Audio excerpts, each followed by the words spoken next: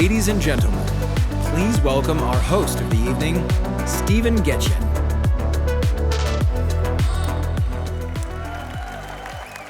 Thank you. Vielen Dank.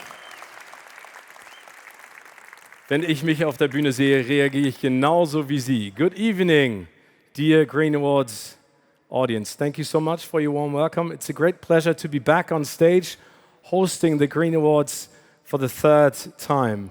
And I'm still, okay, look, this looks like a helicopter landing pad on the back.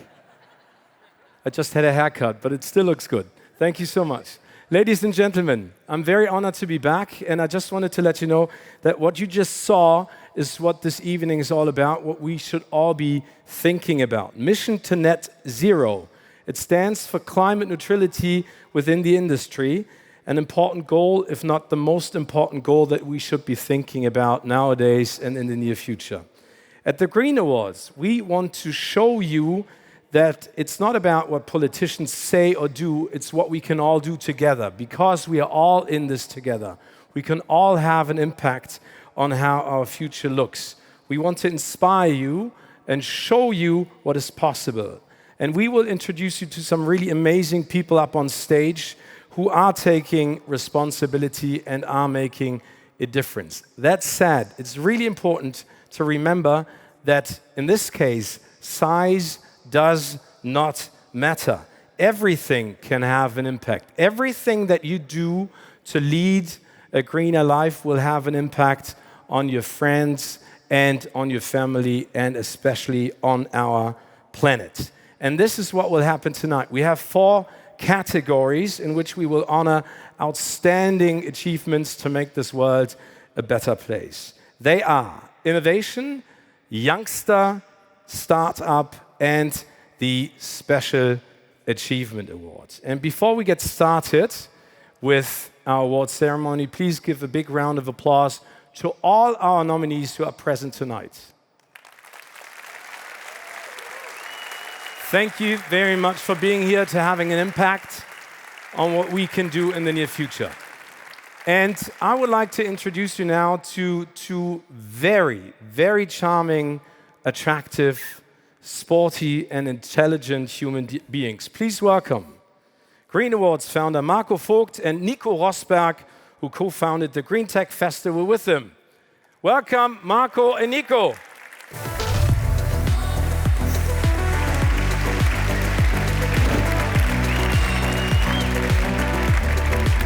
Hallo. Sieht besser aus bei dir als bei mir. Ich gebe mir Mühe. Ja, das ist ein guter aussehender Mann. Bio-Baumwolle. Ja, Bio-Baumwolle? Bio-Baumwolle. Okay, gut, das ist bei mir nicht.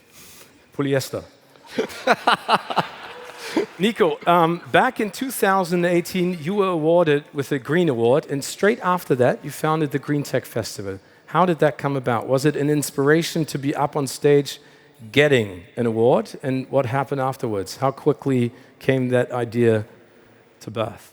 Yes, of course. I mean, to think that Marco and Sven founded the Green Awards at the time 16 years ago. Yeah, people were saying, are you crazy? You know, who needs green? What a visionary moment that was for you guys. And then, yeah, I had the proud moment. That deserves a round of applause. That's true.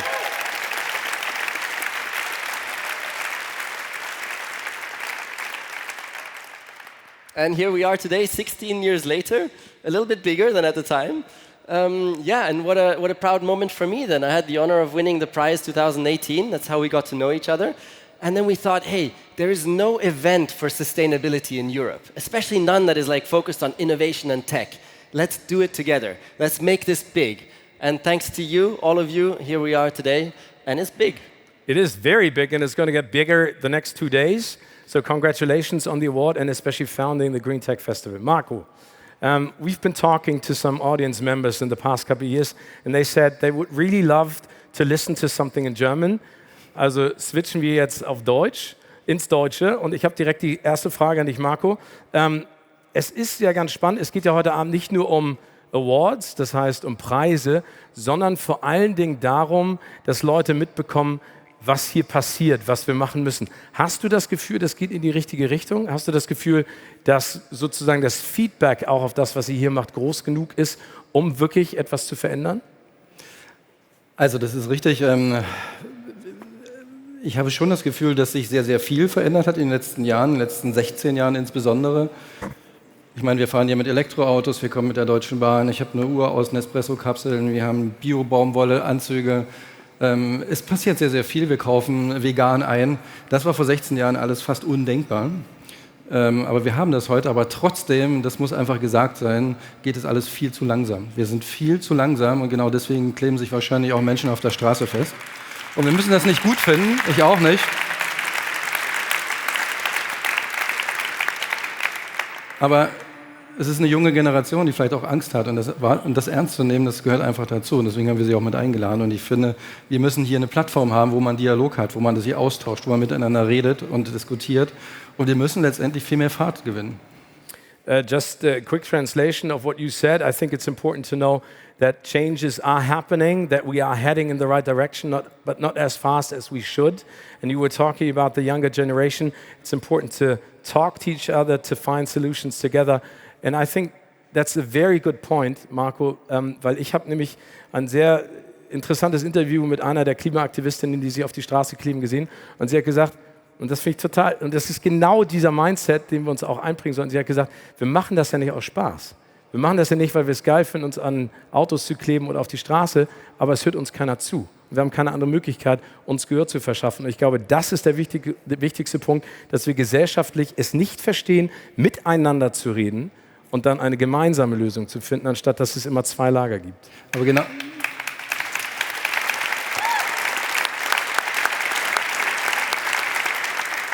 genau das ist der Punkt, weil hier hast du alles voller Akteure, die genau das machen, die handeln, die agieren, vom Großkonzern bis zum Startup, bis zum Wissenschaftler. Auch die Medien machen sehr viel, könnten viel mehr machen, vielleicht mal mehr positiv über Klimaschutz berichten und weniger über eine Fußball-Europameisterschaft, ist auch wichtig, aber vielleicht ist das wichtiger, weil davon hängt letztendlich die Menschheit ab. Und deswegen sage ich dir, wir brauchen genau solche Aktionen auch, aber auf eine friedliche Art und Weise. Und vielleicht gibt es den einen oder anderen Arbeitgeber, der sich hier irgendwie bereit erklärt, die ein oder andere Klimaaktivisten und Aktivistin vielleicht auch einen Job anzubieten. The most important thing is talking. Marco, wenn ich mir dieses Event anschaue und vor allen Dingen auch sehe, wie sich die Veranstaltung und das GREENTECH Festival in den letzten Jahren verändert hat, habe ich das Gefühl, das ist so wie 1000 Steuererklärungen auf einmal machen. Wie schaffst du das, das zu organisieren? Was bedeutet das? Wie schaltest du mal ab oder schaltest du nie ab? Um ehrlich zu sein, ich schalte nie ab, aber es ist letztendlich das Team, was es umsetzt und wir sind ja nur diejenigen, die am Ende, sag mal, die tollen Ideen haben können, aber machen sind es letztendlich unsere Mitarbeiter und Mitarbeiterinnen und ohne die könnten wir das hier niemals auf die Beine stellen und auch die vielen Dienstleister drumherum und Partner, das darf man nicht vergessen an der Stelle, das würde sonst nie funktionieren. Also, thank you to the team, thank you to all the partners who are making this possible. And speaking about partners, there's one very important person missing up on stage. And please, ladies and gentlemen, welcome Audi's Senior Director German Market, Philipp Noack. Good evening. Hi. Bleib bei mir. Nee, du musst direkt bei mir stehen. Thank you. Stay with me. Phil, Audi has supported the Green Awards for quite some time. Why is it so important for Audi? Well, of course, I mean, you just have to walk around here. But first of all, congratulations to this amazing ceremony you're doing now for 16 years in a row. Very, very fantastic. We are absolutely delighted and very happy to be part of this amazing journey. And I've heard behind backstage how much work and how much effort you put into it.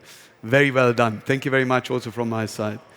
So why are we doing this is because I know you know that Audi is going through a massive transformation. Over the next years, we're going fully electric vehicles. In the next 3 years, we're only launching electric vehicles. And of course, we require change. We require transformation. And I think this is for us a perfect place. We see a lot of like-minded people here, people who change, who want to change. And I think for us, it is very important to learn, to listen, and also go into the communication. And that's why we're here. And also behind backstage, I heard this is even a better party community than the Deutsche Comedy Prize. And I think this is another reason why we're here. Let's wait and see. I hosted the German Comedy Prize once, Yeah. and it was the most frustrating thing ever, to be honest. But that's a different story. So let's wait for the after-show party. This is very important. But you are talking about electric mobility, and that's a topic that's very deep to you, Nico, because you are very committed when it comes to electric mobility. You founded your own motorsports team, and you're an early investor in the Formula One e-racing series. And I would like to read a quote from your father, Kike. Really interesting. He said when you started, investing in electric mobility, he said, "Are you completely bananas?" That's very nice to hear from your dad. So have you managed to convince him that this is the right way to go? Yeah, well, so my father, for those of you who don't know, was a Formula One driver himself as well a long time ago. He has petrol in his veins, like it's seriously like that. And now he was criticizing me a lot. Now he's putting the alarm clock to watch Formula E races, So he's a big e-racing fan now as well. So even he's been convinced now and transformed slowly, which is great. How even those kind of people, those extremists, I would like to call them, are starting to come around, and that's a really good sign. So it's about communication as well within the family and within the community. Thank you so much. So thank you, Marco and Nico, for doing what you've done, and especially in the future. But there's one thing. One important thing. Yeah. We're going to do a selfie, and I need your support here quickly. We're going to do a cool selfie together. Everybody lift your hands up in a second when I do this. So this way. We're going to nail this, and we're doing it this way. Nee, guck mal, die haben es noch nicht verstanden. Okay, also, hands lift in the your air, arms please. means lift your arms. Here we go. Okay, I'm going to do like so that. 1 second. Oh, now I lost the camera. Come in. Okay, here we go. Komm, Ready? Everybody hands up in the air. Ich komme von hinten, so Fotobombing. Thank you. Thank you, Nico und Marco. Have a nice evening. Und Phil, du bleibst bei mir. Ich bleib.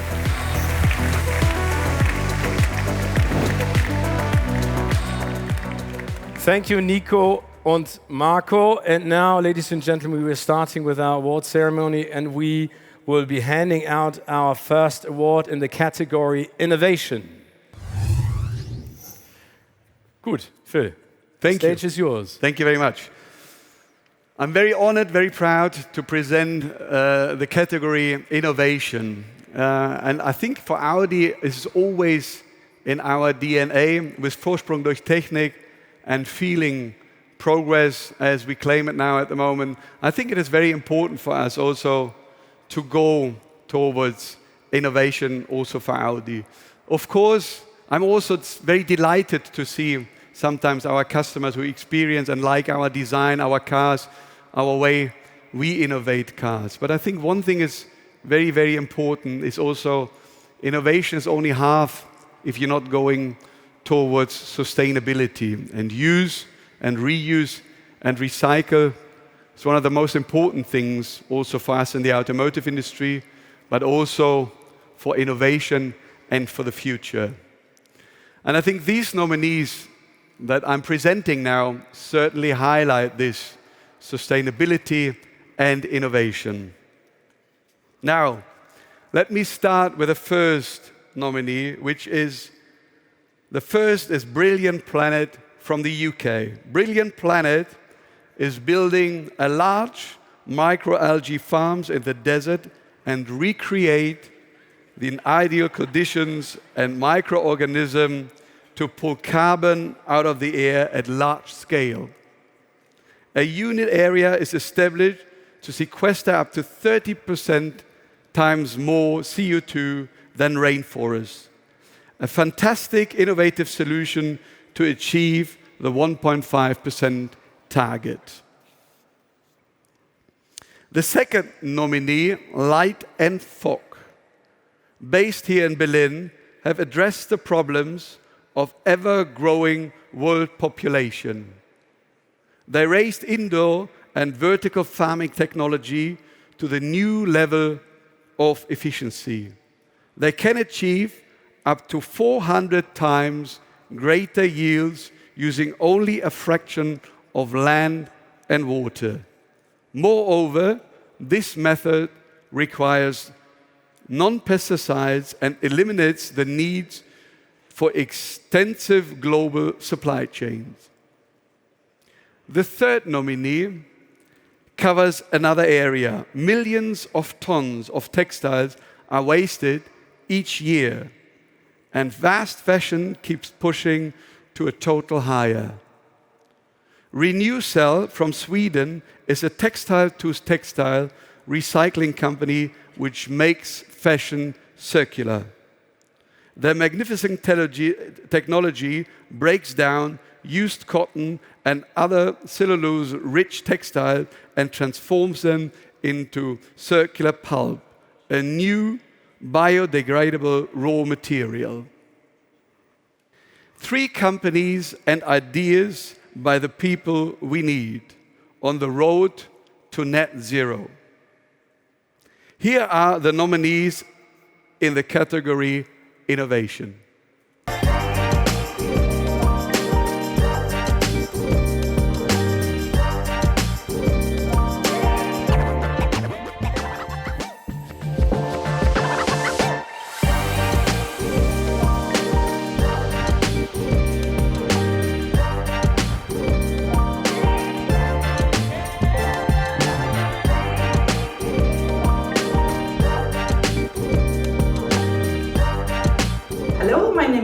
Friedricsdotter. I'm the Circular Business Manager in Renewcell.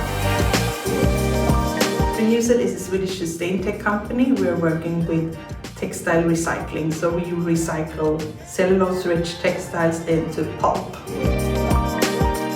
And with the volumes, we want to continue to grow and recycle more and more textile waste to make this material, the cellulose pulp, going into the textile supply chain.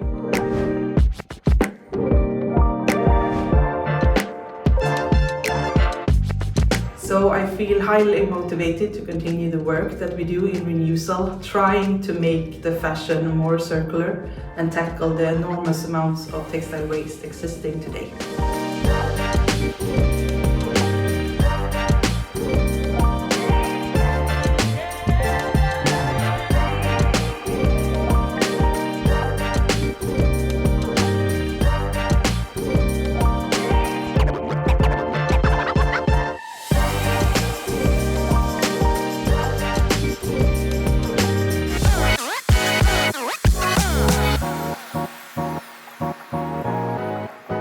Hi, I'm Adam, and I'm the CEO of Brilliant Planet. We've been nominated for our innovative approach to removing carbon dioxide from the atmosphere by growing algae in the desert.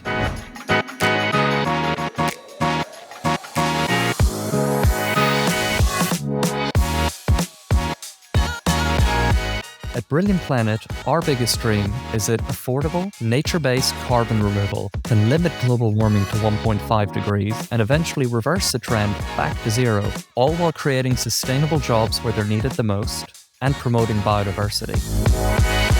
Let's begin.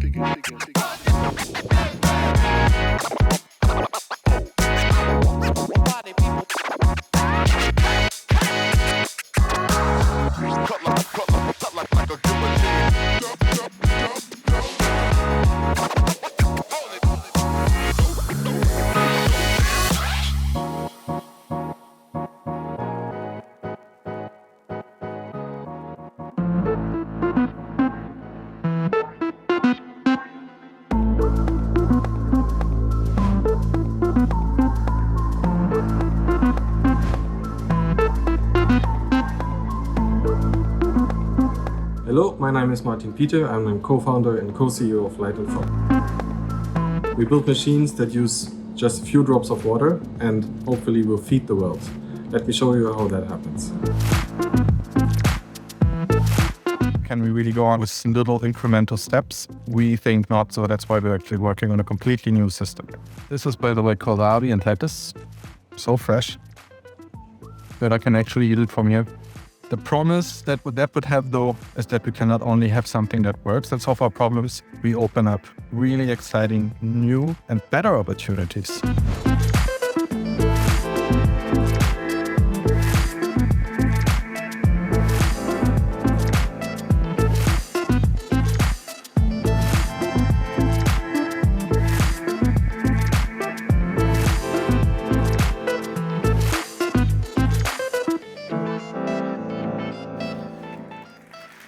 Our 3 nominees. Ooh. And this is the envelope. Thank you, Hannah. So who is the winner in the innovation category? Phil. Always wanted to say, and the winner is. Yeah, go ahead, please. And the winner is Brilliant Planet.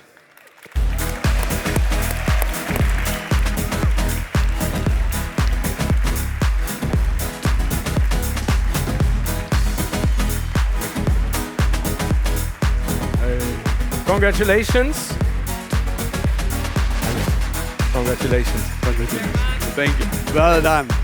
Fantastic. Please look into the camera.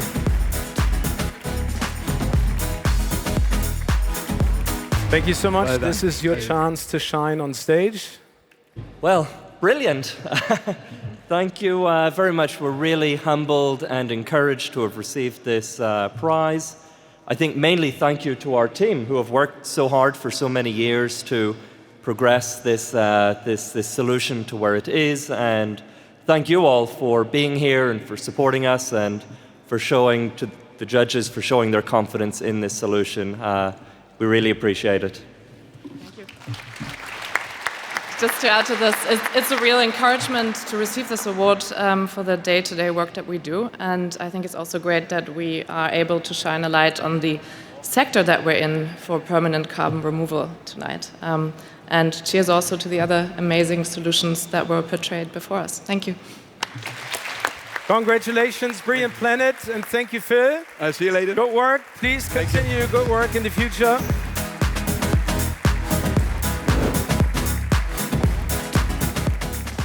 Very nice. Growing algae in the desert reminds me of my backhead. Ein paar haben den Witz verstanden, das ist total gut. Vielen Dank für den Support. Danke. Vielen Dank. Tonight we present and celebrate the amazing people behind the nominated projects. All of them have to do with green technology. And as I've said earlier tonight, it's really important that you take something with you tonight. Not an award, but inspiration. Something that you take with you to your life. You might be inspired to change something, to tackle a project that you've been putting on the back bench for quite some time, or maybe tackle an idea that you think could change the world and make it a better place. There are never-ending possibilities. I think that's the most important message. You can do something. And next to the award categories, we would like to introduce you to 3 people up on stage who have been taking action, who have been making a difference. And the first one up is a brilliant filmmaker. And he's made a 6-part documentary series called Wir können auch anders. His name is Lars Jessen, together with Laura Lutzito. He has done something really amazing. He took celebrities in search of good news around some very important areas and presents sustainable projects that spread positive energy and infect others with this positive energy. Please take a look. Stell dir vor, alles wird einfach besser. Und wir alle sind dabei. Und jetzt sind Sie hier Vorreiter. Sie sind ja total moderne Hippies. Naja, nur Landwirtschaft ist auch ein bisschen eintönig, ne? Wir machen es. Energieautark, wie geht das überhaupt? Ja, was braucht man dafür? Wir sagen immer bei uns, leidet nur die Erbse, aber kein Tier, und das ist so. Wie kompliziert ist es, aus diesen ganzen Büros Wohnungen zu bauen? Erlebe die Welt von morgen. 1, 2, 3. Es wird großartig. Ich habe einen kleinen Traum. Los geht's. Los geht's. Man muss es nur machen. Das muss ja nicht so bleiben, nur weil es jetzt so ist. Wir können auch anders. Please welcome on stage the great filmmaker Lars Jessen.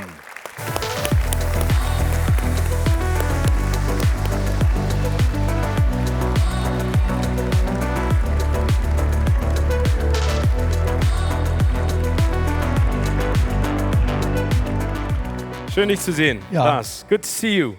Why was I not in the documentary? Second season. Second season? Yeah. Is that going to happen, or is that just a joke? If you all call for RDR, this is our German television program. Das Erste. That's where you can see it. So you could watch it, so we have some more views. Maybe they would give another chance for you and your I will call them from now on 24/7 for the next couple of months. Lars, You are, as I would say it, ein ziemlich geiler Filmemacher. Lars, why a documentary? How did that idea come about? Why did you want to do it? I think we are storytellers. We should tell better stories. And I felt a kind of obligation, responsibility that because I am thinking that all the things that are in the future could be expressed by storytellers. And I think the world could only be changed by stories. So we storytellers should engage each other and not go to some advertising companies and invent a new greenwashing campaign for some big oil company. So we should really get on stage, and that's what we try to do. We wanted to tell the good stories. We wanted to open a window of possibilities, and that was the intention. And I asked the nicest and friendliest and optimistic guys women that I could find, because together we are very sure that if you want to find problems, you will find problems. But if you search solutions, you will find solutions. True answer.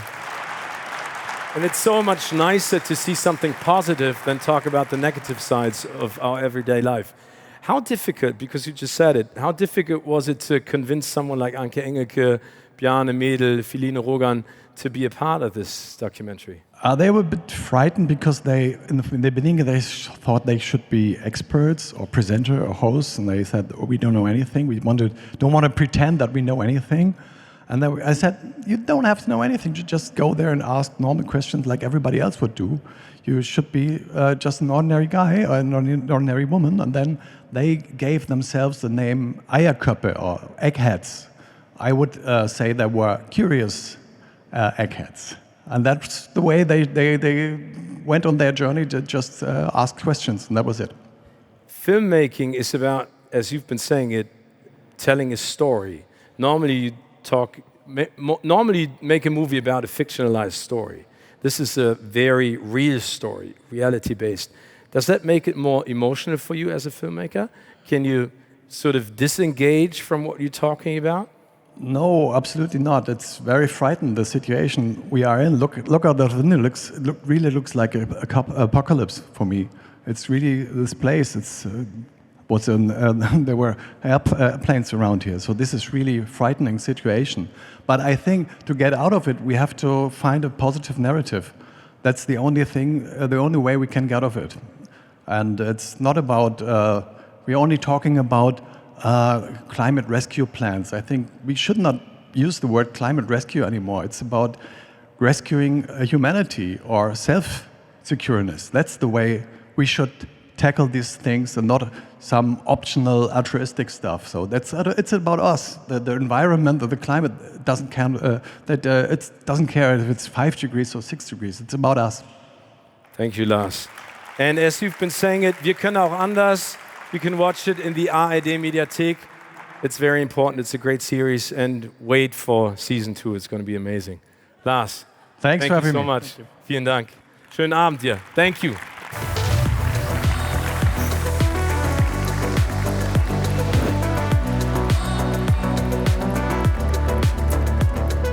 Our next category is called Youngsters. And the rules for this category, we were looking for the most aspiring juniors between the age of 16 and 26, and I was very close to enter that competition, who are intensively committed to sustainability. And I would like to welcome 2 great people on stage who will host this award. Number 1, Catharina Enderlein from Ströer and the multi-talented Eckart von Hirschhausen.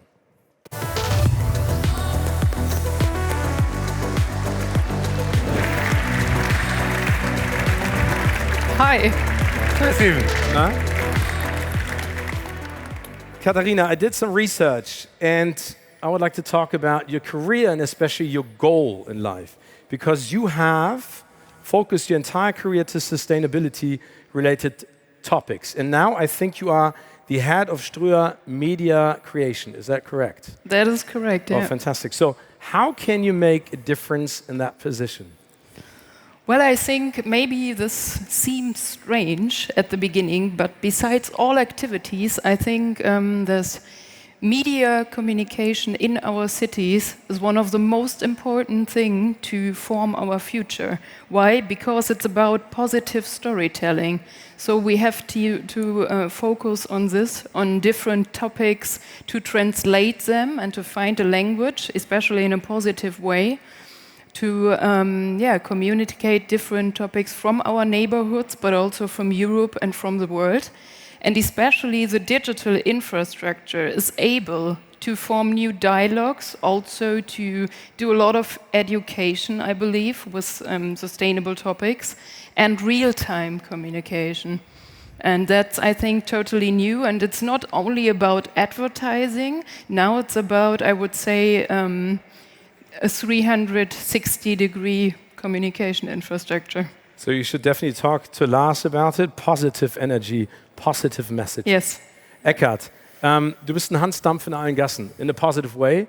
You're a comedian, book author, TV host, and founder of a very important foundation called, on the back you can see it, Healthy Planet, Healthy People. Gesunde Erde, gesunde Menschen. And I think because we've bumped into each other on different occasions, but you have dedicated your life completely to this foundation in many ways.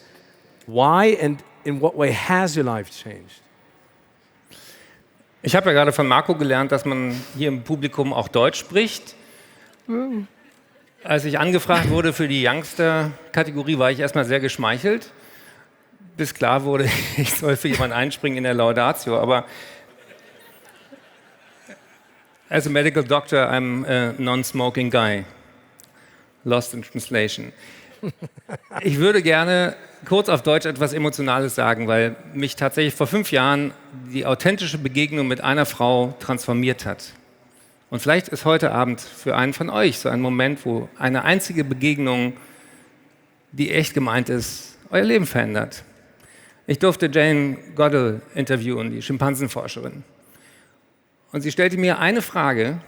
Sie sagte, wenn wir Menschen ständig betonen, dass wir die intelligenteste Art auf diesem Planeten sind, warum zerstören wir dann unser eigenes Zuhause? Und da habe ich geschluckt und geschwiegen und kapiert, das ist die wichtigste Frage im 21. Jahrhundert. Eine Frage, der wir nicht ausweichen können, früher oder später. Und seit diesem Moment habe ich gesagt, ich möchte Teil der Antwort sein. Ich möchte gute Antworten finden. Deswegen habe ich ein Buch geschrieben, Mensch Erde, deswegen habe ich eine Stiftung gegründet, deswegen glaube ich ganz fest daran, dass Dinge wie heute total wichtig sind, wo sich motivierte Leute untereinander kennenlernen und vernetzen. Das Wichtigste, was ein Einzelner heute tun kann, ist, nicht alleine zu bleiben. Wir haben eine Jahrhundertaufgabe vor der Nase, für die wir weniger als 10 Jahre Zeit haben. Johan, du sagst es immer so sehr, sehr auf den Punkt. Ein Leben in planetaren Grenzen. Wir müssen nicht das Klima retten, sondern uns. Und das ganze Framing war 50 Jahre seit Club of Rome falsch. Und als Arzt sage ich, Gesundheit beginnt mit der Luft, die wir atmen, mit dem Wasser, was wir trinken, mit den Pflanzen, die wir essen können, mit erträglichen Temperaturen und einem friedlichen Miteinander. Und das ist Gesundheit. Und alle 5 Faktoren sind massiv in Gefahr. Und deswegen kann ich als Arzt dazu nicht schweigen. Und als ich Luisa Neubauer in Glasgow, der Film ist auf unserer Website, fragte, was ist die Aufgabe von unserer alten weißen Männer Boomer-Generation, sagte sie was sehr Kluges. Sie sagte, erst alles kaputt machen und dann beim Aufräumen nicht helfen. Eckart, das haben wir doch im Kindergarten anders gelernt. Und das hat gesessen. Und deswegen ein Satz noch. Es ist so wichtig, die Youngsters auch gleich zu feiern. Und das sage ich auch gleich alles auf Englisch. Aber es ist Quatsch, immer zu glauben, die nächste Generation wird es besser machen.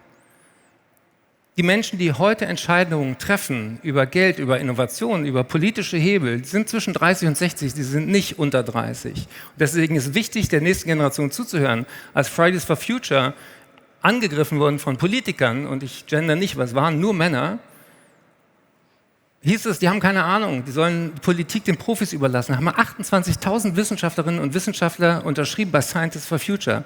Und manchmal braucht es genau diesen Impuls von den jungen Menschen, damit sich etwas bewegt. Aber Innovation alleine wird uns nicht den Arsch retten. Und deswegen morgen mehr dazu. Und weil das jetzt sehr ernst war, noch mein Lieblingswitz. Elon Musk hat mal getwittert, 100 Millionen für eine Innovation, die CO2 binden kann. Hat jemand zurückgeschrieben, dürfen sich Bäume bewerben. Das ist mein Humor. Herzlichen Dank. Okay, I'm gonna try and sort of translate some of the things that Eckart just said. You've met two very important people that basically changed your perspective on what you want to do. First, Jane Goodall, who basically said, if humans are the most intelligent beings on the planet, why are we destroying our home? Why are we destroying our planet?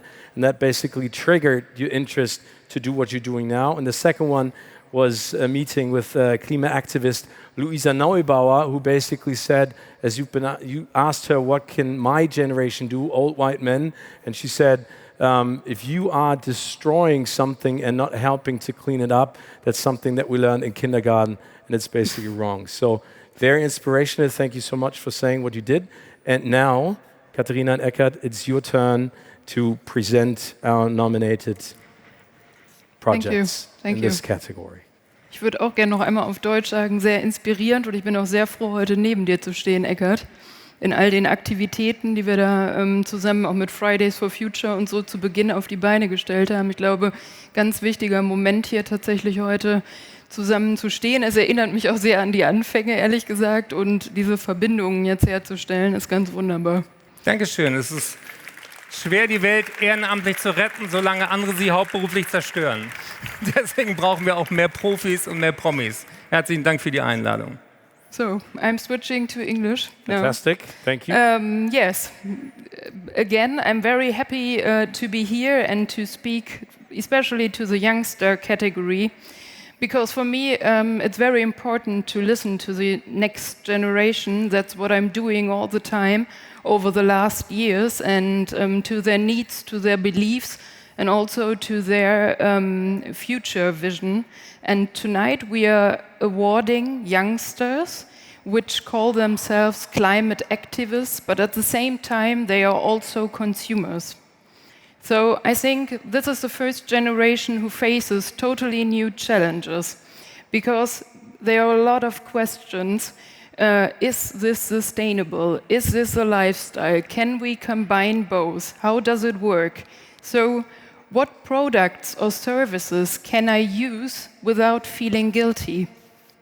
So I think that's why the next generation, and this is absolutely correct, wants to feel an honest need from companies for sustainability, but also for the fight against climate change. So it's not only about saying we will do it, it's more about do it. Show it through words, but especially with activities, and I think it's possible to integrate this in company activities. So I think the GREENTECH Festival, and we are all here, shows it. In the best case, sustainable behavior pushes on the one hand fun and entertainment, but on the other hand, it also leads to a more positive and empathic lifestyle. So sustainable products and also services should be the new normal. Why? Because we all know that we will protect this earth. This is our earth.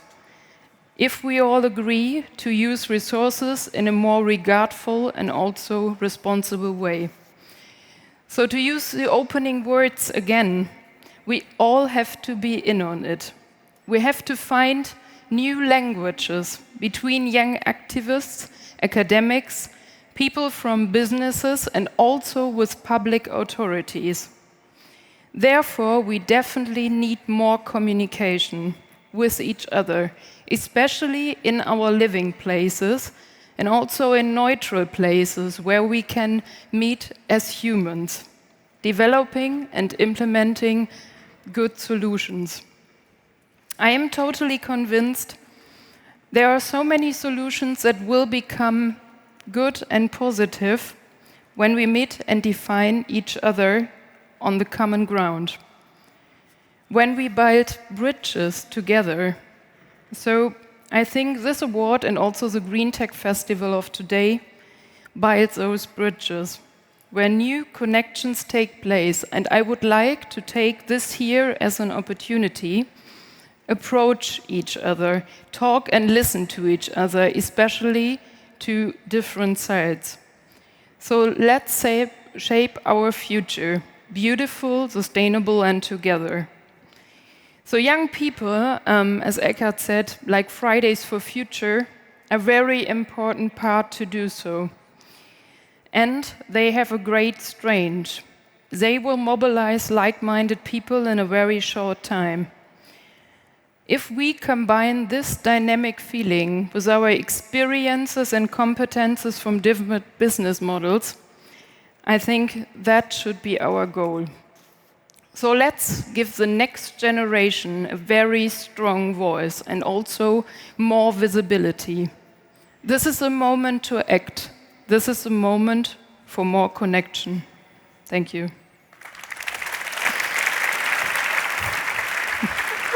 Okay. Danke, Catharina. Sie war so aufgeregt. Oh ja. Das hast du toll gemacht. Danke. Hands up. Who has children? Okay, so we're talking about responsibility for the next generation. Who likes his or her children? Yeah. Ah, there are moments. Yeah. It's my honor to introduce the youngster nominees, the most up-and-coming juniors who are making a lasting impact in terms of sustainability. All three have reached a high number of people with their projects. The first nominee is Sharona Shnayder. Sharona, welcome. She's only 23 and already a National Geographic Young Explorer, chair of the social justice non-profit organization Our Streets PDX, and founder of the global movement Tuesday for Trash, obviously an alliteration to Fridays for Future of Greta Thunberg. Tuesday for Trash fights the crisis of garbage facing our planet in many countries around the world, and I'm impressed how Sharona motivates so many fellow campaigners.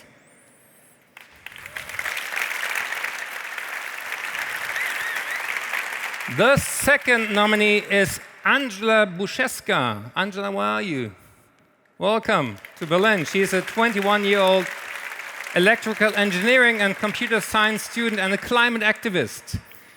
Angela grew up in Skopje in northern Macedonia, one of the most polluted cities in the world. She created a mobile app called EnRoute. EnRoute aims to inspire and educate people to make more sustainable choices in their daily lives. Traveling, shopping, eating out, something each of us can use. Thank you for this great idea, Angela. And the third nominee is Jeremiah Theronka. Jeremiah, welcome. Jeremiah was just 17 years old when he invented a piezoelectric device, and he knows what it is. Piezoelectrism. Device that can be placed on the busy streets to capture vibrations from pedestrians and traffic and convert them into electricity. He lives in Sierra Leone, where electricity is not available as easily as we have it. Jeremiah is now doing the rounds with his startup Optim Energy to provide opportunities for young people to live sustainably. Jeremiah, what an inspiring role model. Thank you.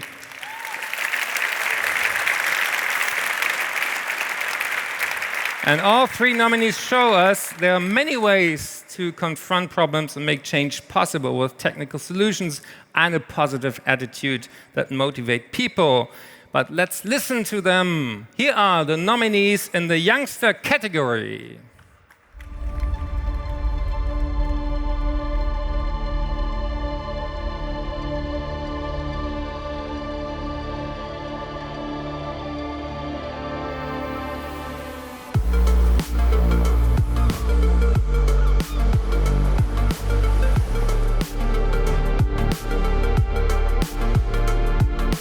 My name is Sharona Shnayder. I'm a 23-year-old Nigerian-Israeli environmental activist and founder of the global movement Tuesdays for Trash.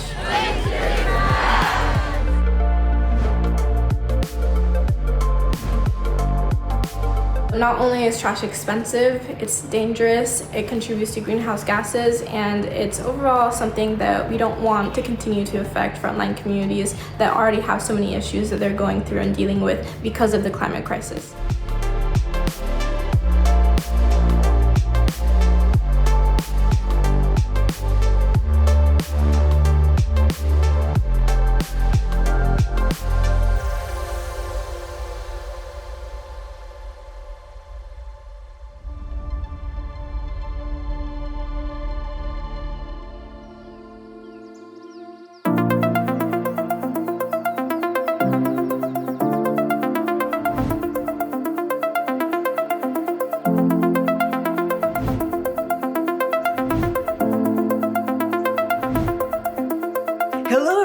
My name is Angela. I'm 21 years old, and I founded EnRoute to help people around the world reduce their CO2 emissions through their daily activities. When I think about the future of EnRoute, I want to create a future where we don't count likes, but how much CO2 emissions have you saved? How much you have changed the world. I think that's what matters from now on.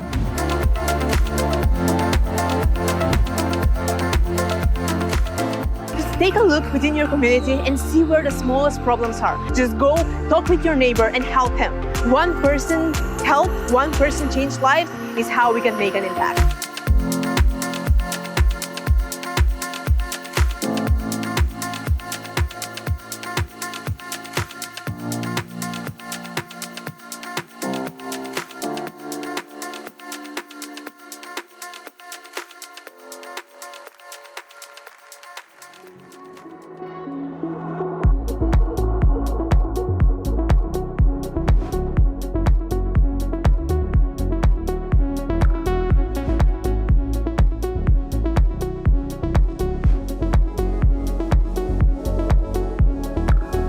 Hello everyone, I am Johan. I am an innovator, entrepreneur and scholar, and I am the founder of Optim Energy. Optim Energy is an innovative energy startup that uses piezoelectric materials to produce energy.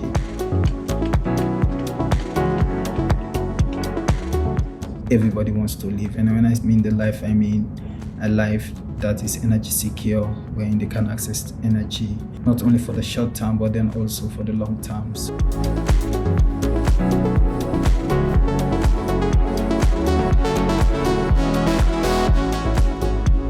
My biggest dream basically is touching more lives, trying to see how I can use my skills.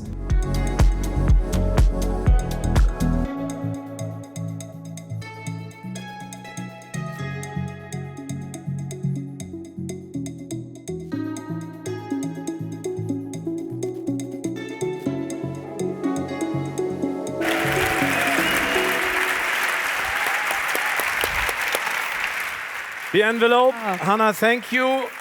Who has won in the category Youngsters? Oh. Catharina. Yes.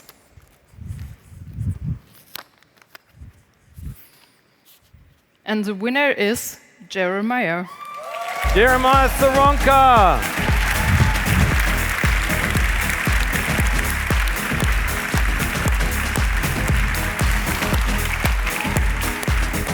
Congratulations.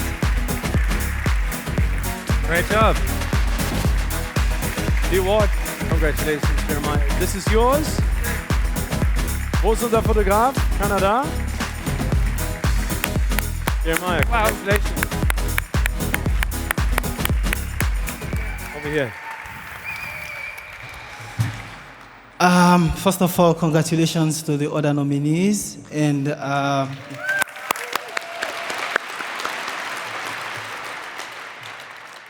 a very big thank you. I would like to express my sincere thanks and appreciation to all my mentors, my peers, those who've invested their time, their resources in what I do. As you already know, operating in some terrains is very much challenging, resource-wise, policy-wise. A lot of laws don't favor what we do. And also a very big thank you to the community that I work with for allowing me to use local community, develop processes in inventing some of my solutions, and then them also giving me the space, to test my solutions, I could not say better things than just expressing my sincere thanks and appreciation for all those who've invested their time and resources in what I do. Thank you all. Thank you.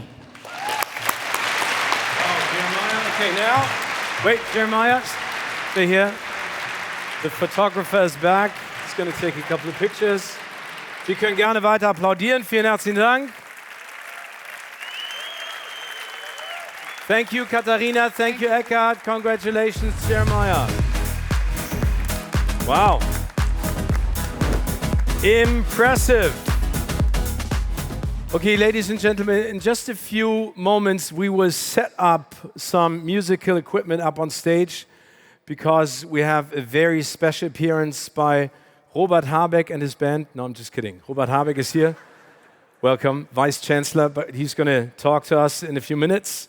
We're very glad that you could make time. No, we're going to set up some musical equipment for our band, but I would like to introduce you to some people who have made a great impact because we have been talking about award winners in different categories, and we have an amazing jury who is in parts present tonight. And I would like to introduce you to our jury. And it might look easy for you from the outside, but they are taking that time to make a decision, to choose wisely, to look at the right nominees in the right categories. A total of 55 jury members have made a decision in different categories, and I would like to ask the present jury members to stand up for just a second so we can see you and applaud you. It's not only one, I know that there are many more. Thank you so much. Schön, dass Sie alle da sind. Thank you for making a change. And for helping us making this place, the earth, a better place. Okay, I will now take the chance, because I saw some of them, to talk to every single jury member for about 15 minutes. So it's going to take some time until we finish. No, I'm going to walk up here and I'm going to pick some people, and I would love to talk to Professor Dr. Anke Weidenkaff. Good evening. Please stand up. Big round of applause. And Professor Dr. Anke Weidenkaff, I'm just going to say who you are so people know who you are. You are the head of the Fraunhofer Institute, also on the German Government Scientific Advisory Board on Global Change, and a member of the famous Leopoldina Academy. Many different jobs, but very important. Thank you. Professor Dr. Weidenkaff, what is important in choosing the right winner in the right category? What criteria is the most important thing for you? So on the one hand side, clearly it is important that it's knowledge-based and also scalable, and clearly shows us an improvement to the sustainability transition. On the other hand side, we need also disruptive changes and crazy ideas and really out-of-the-box thinking. And both criteria are very important, but they have to be leveled in. And you saw that in all the nominees? Yes. Fantastic. Thank you very much for your hard work. Please take a seat. I'm moving forward to a gentleman with a very nice cap. Very nice to meet you. Dr. Iyad Madish. I like your cap. Yeah. It says Superman. Okay. I'm a little bit more far ahead than you with the hair. Okay, I know. You know what? I can tell you a funny story, because I went to the barbers and I said, "Can you do me a buzz cut?" And he said, "No, you have an ugly head." Yeah, I know. Yeah, some people laugh, some people cry, and I just left straight away. I know. You feel very sorry for me. Iyad, you are the CEO and founder of ResearchGate. And as far as I know, you have received several awards yourself. How important is an award ceremony like this, receiving an award for your work and sort of for the outside world to see what you've done? So, to be honest, that has changed over the last decade. In the early days, I didn't chase awards. I was focused on building a product which makes a difference. But now I'm getting older, losing my hair, also getting a bit wiser. I realized that the awards, especially this type of award, has a very important need, which is basically bringing these founders who have these crazy ideas out of the industries they're operating in and give them awareness. So we are showcasing what it takes to build or to turn a crazy idea into something real. So it doesn't matter if you win today, you're already a winner. So thank you. Thank you, Iyad. Please take a seat. Timur Bartels, great actor and musician. We just heard from Eckart that it's important that celebrities all around the world gather together to do something about what we're talking about. Why was it important for you to join this ever-growing community of people who are fighting for something that's very important and right? Well, I think it's important to find many people who are the bridge to media and, for me, for example, to a younger generation. And I mean, I do films, for example, for an older generation as well. So I think an actor can be a good bridge to all the people. Yeah. And I think in the end, it's the biggest topic we have. All these topics we are struggling with in the world. And yeah, so I think this is the most important topic to talk about. Use your popularity. Thank you, Timur. Big round of applause. And last but not least, Amanda Jobbins. Good evening.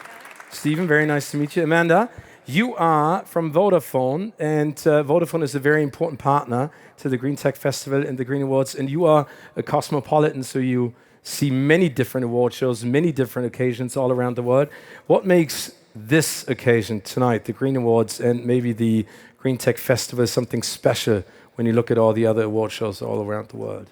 Thank you very much, and it's great to be here. Danke für die Einladung. Bisschen Deutsch. It's an incredible evening, and the fact that GreenTech Festival is international and is bringing together the innovators, the founders, the celebrities. We need the amplification. You know, this is all about giving people hope, explaining that there are solutions, because I think a lot of people fear that the problem is too big. So when you come to activities and events like this, you really get that inspiration and hope, and hopefully, as Eckart said, you'll all take part and do something yourself. Thank you so much. Big round of applause again for our jury members. And now, ladies and gentlemen, I'm very pleased to announce a special musical guest from the most, I would say, beautiful city in the world. It has been more than 20 years since the Hamburg trio SONO entered the national and international charts with their club hit Keep Control. In April this year, they released a new album, and they're going to perform two great songs. They're called Together and Never Die. Please welcome on stage Lennart, Florian, and Martin. Here is SONO.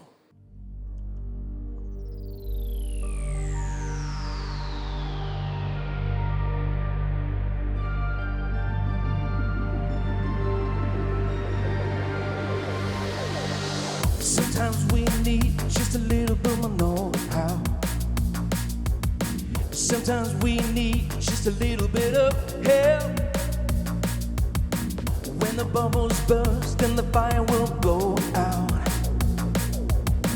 and you got no stories left to tell.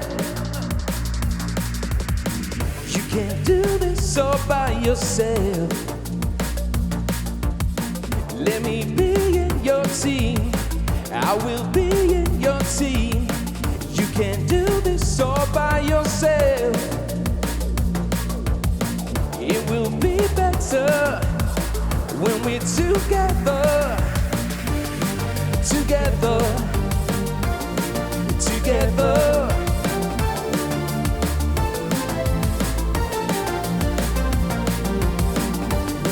Together. Together.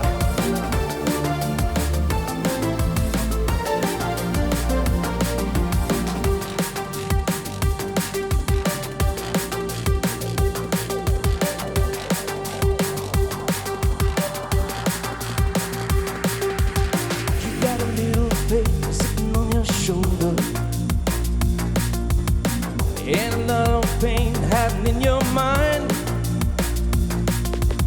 but you are getting better, you're just getting older. And when love is out of sight, you can't do this this all by yourself. Let me be in your team. I will be in your team. You can do this all by yourself. It will be better when we're together. Together. Together.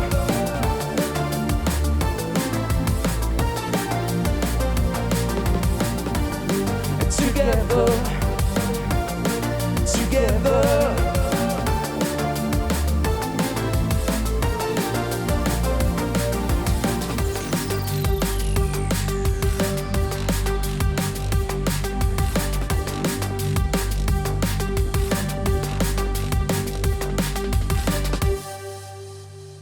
Good evening, Berlin.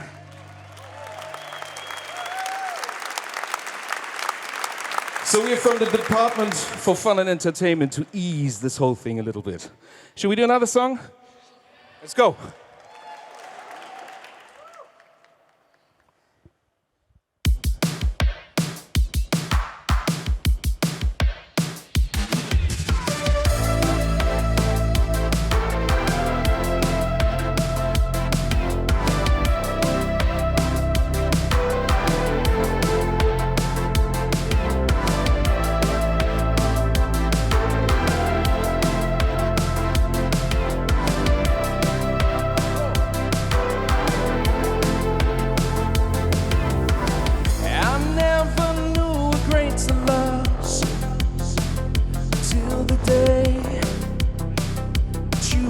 Down on me,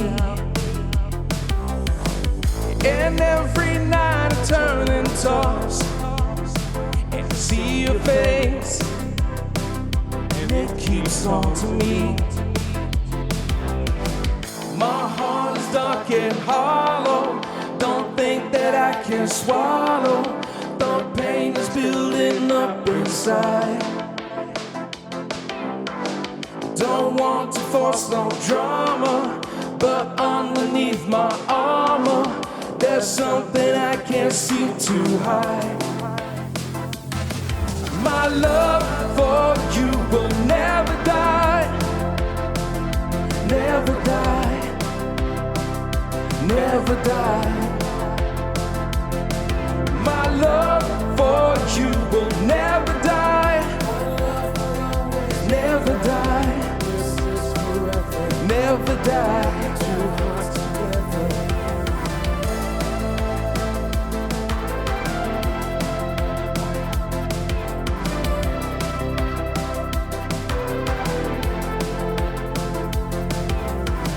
I was too weak to make a change, and it's only right to pay the price. What would I give to play again?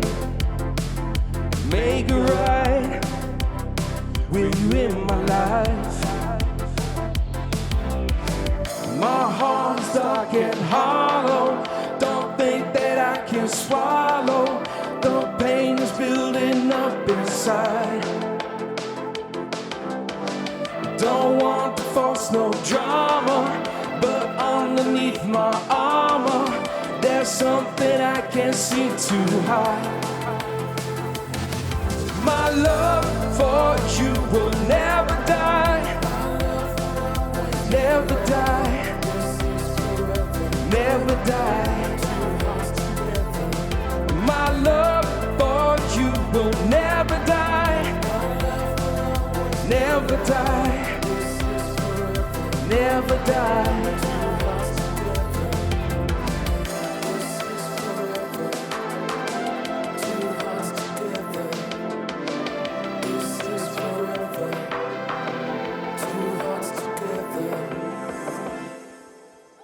Thank you so much. SONO from Hamburg. Vielen herzlichen Dank. Danke.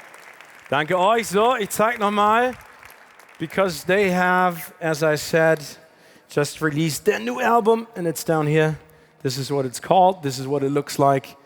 Please go ahead and buy it. This is, by the way, this is vinyl, Das ist eine Platte. Wollte ich nochmal erklären, for the younger generation. This is a record. Good. As I said, we are not only awarding great people, but we will also introduce you to fantastic people on stage. And I would like to call on stage an inspiring and really impressive woman. I'm going to tell you a couple of facts about her. At the age of 24, she was already sitting in the Pentagon. And in 2021, Fortune magazine voted her on the list 40 under 40, a spotlight on influential individuals shaping business that year. She was Chief Sustainability Officer of the United States during the Obama administration, and now she is Chief Sustainability Officer at Google and responsible for the group's global sustainability strategy. Google aims to be the first major company to operate entirely on carbon-free energy by 2030, and she is leading those efforts. Please welcome on stage Kate Brandt.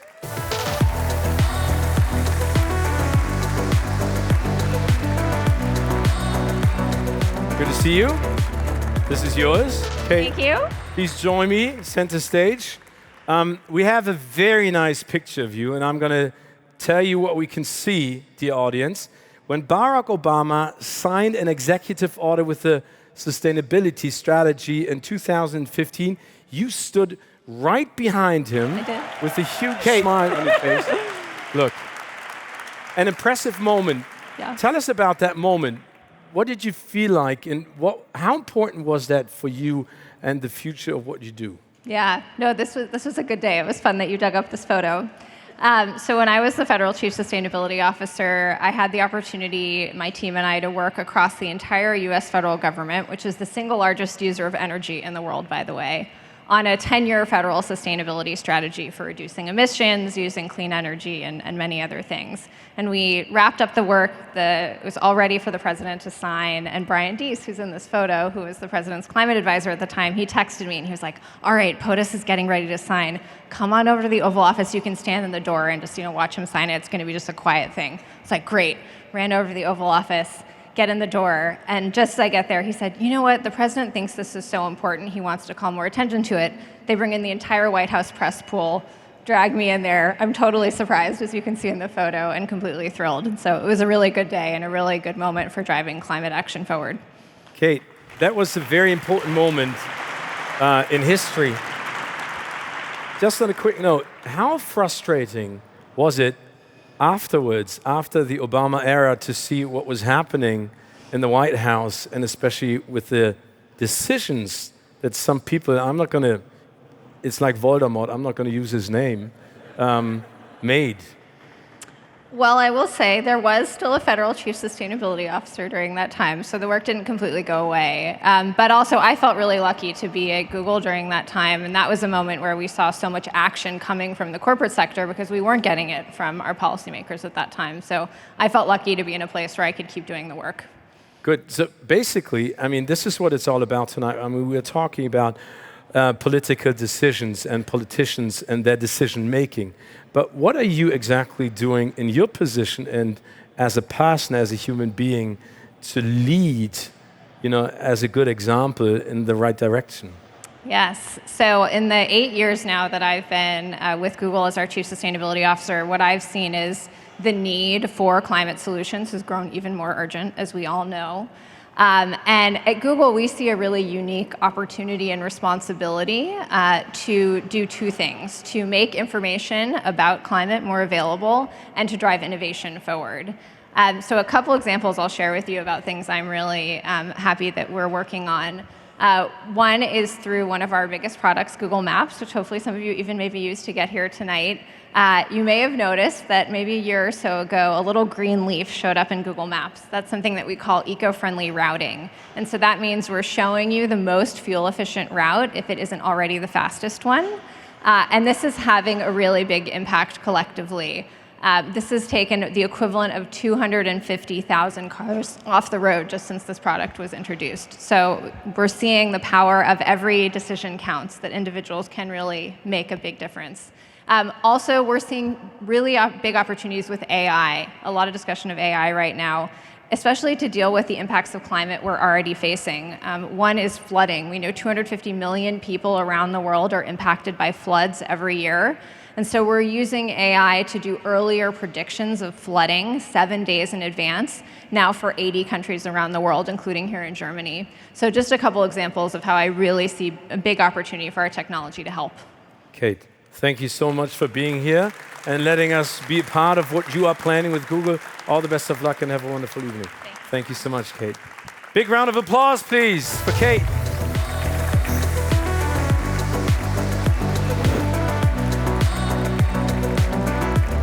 And now, dear audience, there's another person who will be up on stage in just a short second. And we are very happy that he found the time to stop by in his very, very busy daily schedule. Please welcome Vice Chancellor of the Federal Republic of Germany and the Federal Minister for Economics Affairs and Climate Action, Robert Habeck.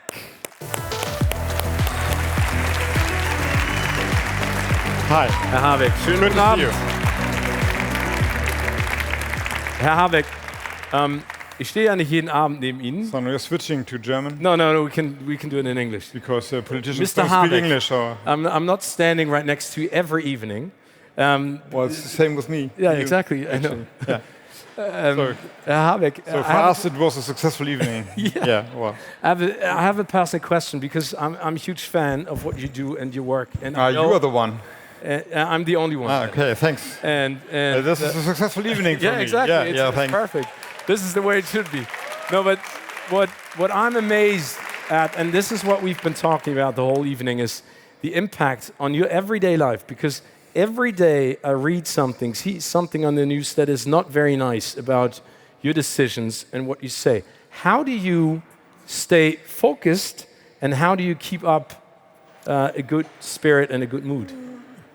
Well, actually, good evening, everyone. So there are two answers. One is that I'm in office now, and I don't know what comes after that. But for me, as a politician, this is the time of my life. So, of course, I'm not in office to have bad press, but the sense is the office, not become popular. It's good if you are, but this is not the main target. The main task is to get things done. And if this creates some so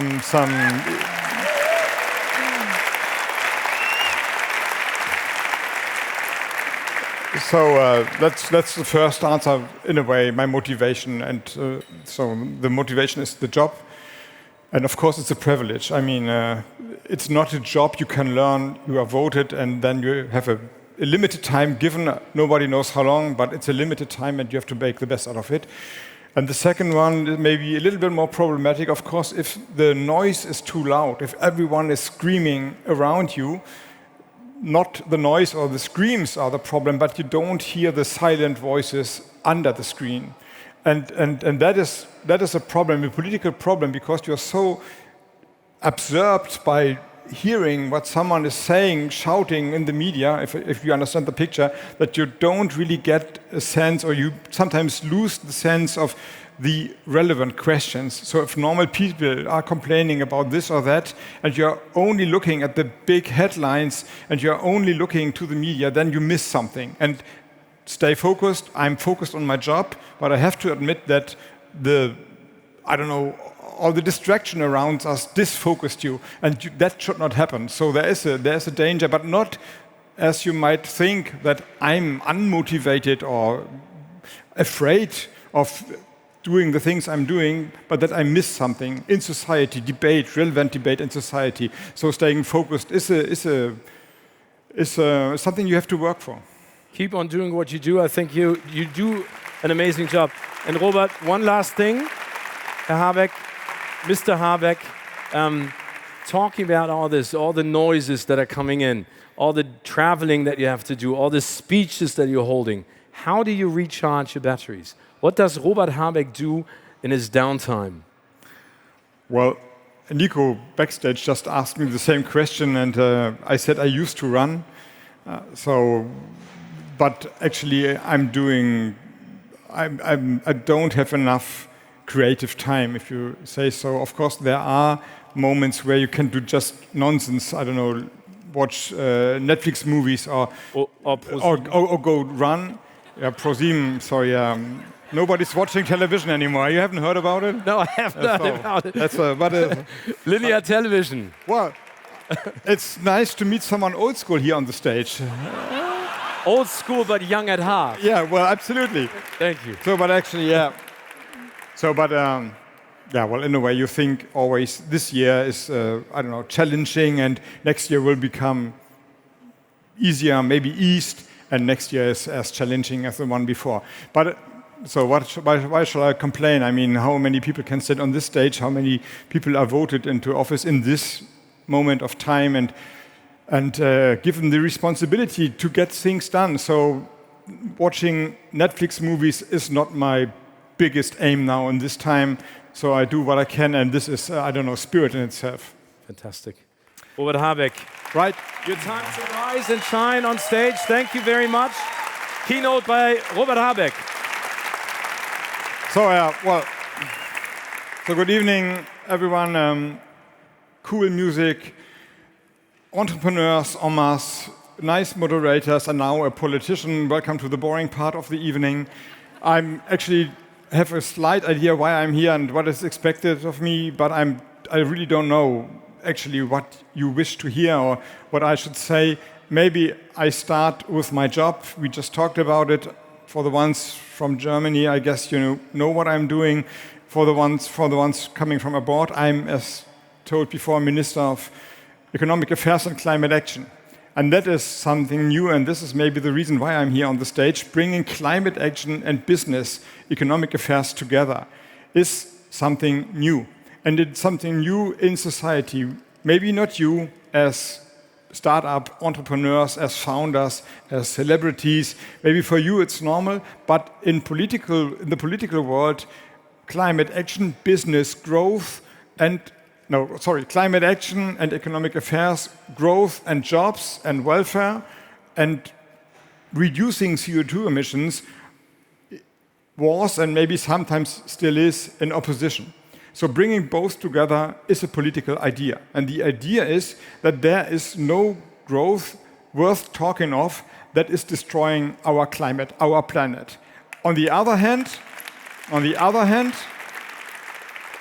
the companies, the startups, the businesses that are leading the way to a net zero emission world, that should be the one who get a thriving business case in the future. And that is actually my job, bringing both together, reducing climate CO2 emissions and creating wealth and growth, a changed wealth and growth for the people here in Germany and then of course in Europe. And maybe that is also the role of Germany now in this complicated world. We are responsible for 2% of CO2 emissions. We have 1% of the global population. You see, there's an unbalance. If everyone would produce the same CO2 emissions as the Germans do, Chinese and the US produce more, okay.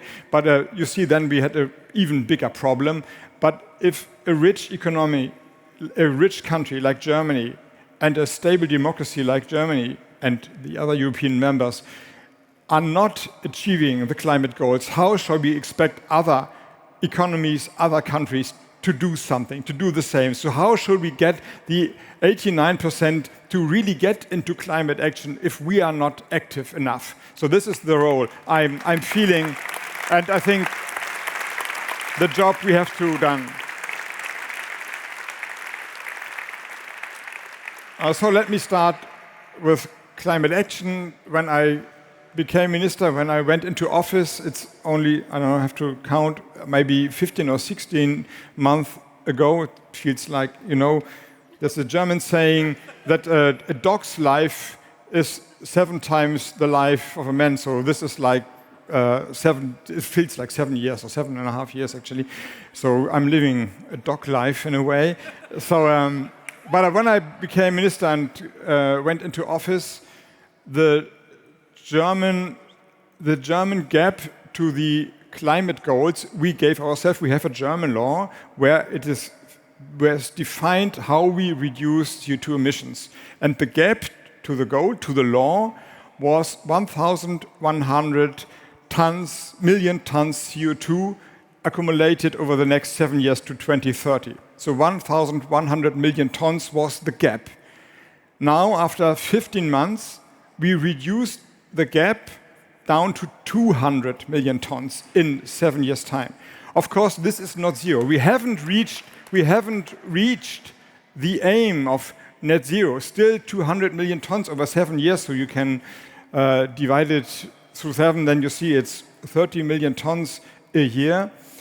It's not what I'm here to achieve. But it's the first time in the recent history that we can achieve the climate goal. It's the first time. 1,100 million tons is unachievable. Now we have the chance to move forward. We moved the ship Germany to the right track, and now we have to accelerate. So this is a great achievement, and I'm proud to say that climate action, it's called climate action because it's about action and not climate sit and wait. And this is what we have done in the past 15 months.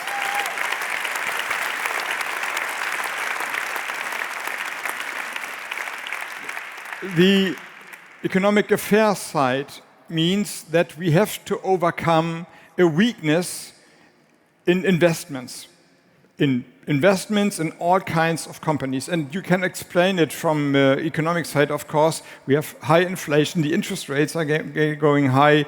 There's an uncertainty, a worldwide uncertainty. So, of course, companies are holding back the money. They all have business plans, they all have net zero plans, but they hesitate a little bit. Is it now the time, or shall we wait half a year? Or shall we invest in Germany or Europe, or shall we go abroad to the US or wherever, to the Asian markets?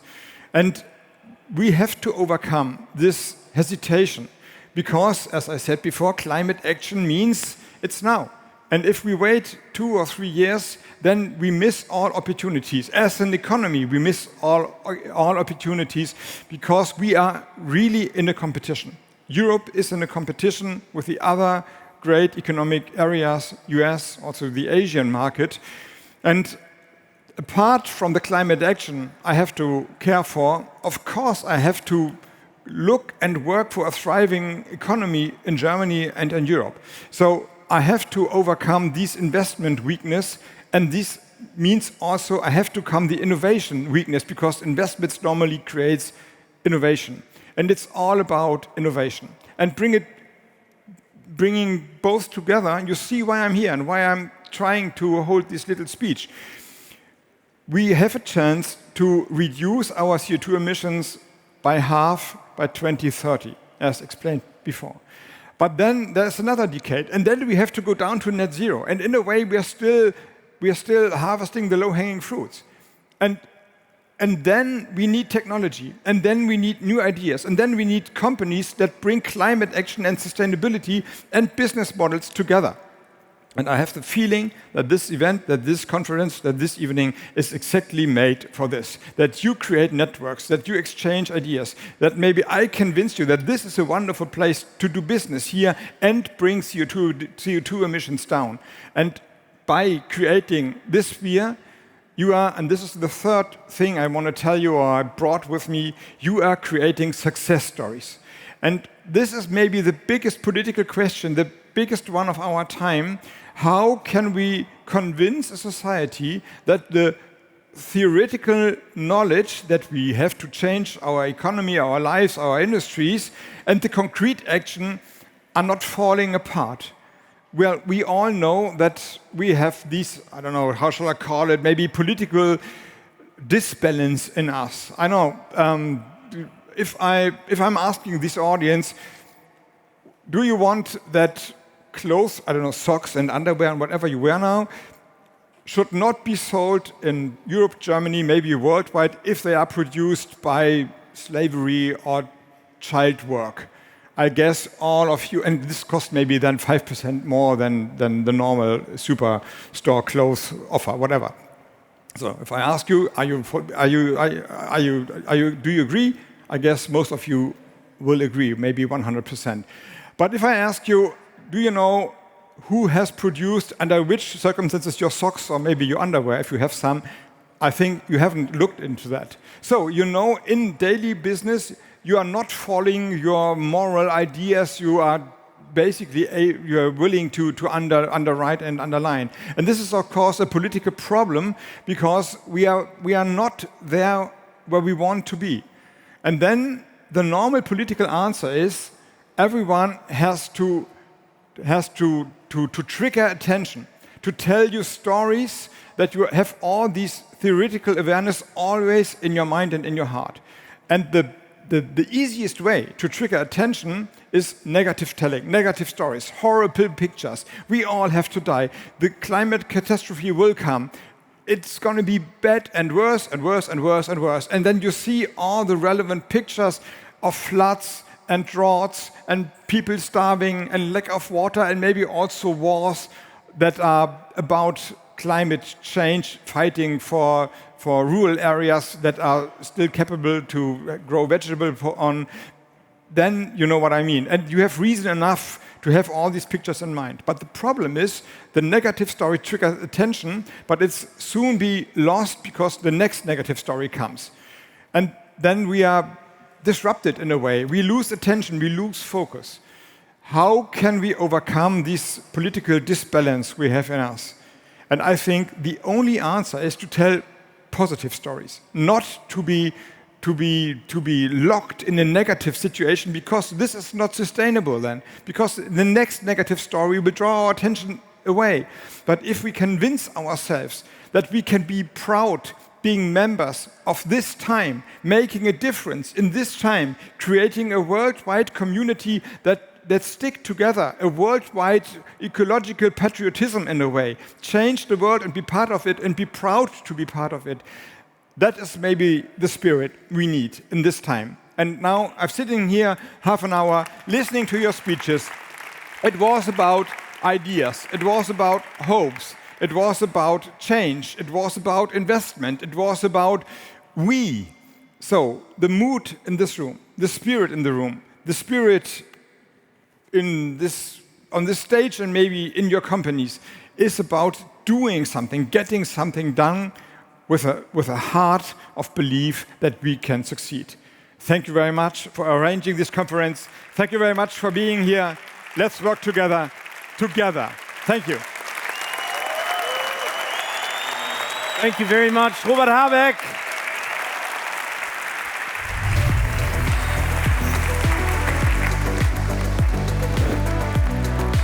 Thank you very much. Communication is key, positive news is key to a better world, and I think this is what it's all about. Let's move on to our next category. It's called Startup. And now it's getting quite exciting up on stage because you will see our nominees in this category live on stage perform, because they will pitch their ideas for about 2 minutes and try to win your attention. You will get to vote after their pitches. The jury has already voted and made their decision, which accounts for 50% of the results. And to present this very special category, please welcome on stage Olympic champion and two-time world champion Malaika, Mihambo and Deutsche Bahn CEO Dr. Richard Lutz.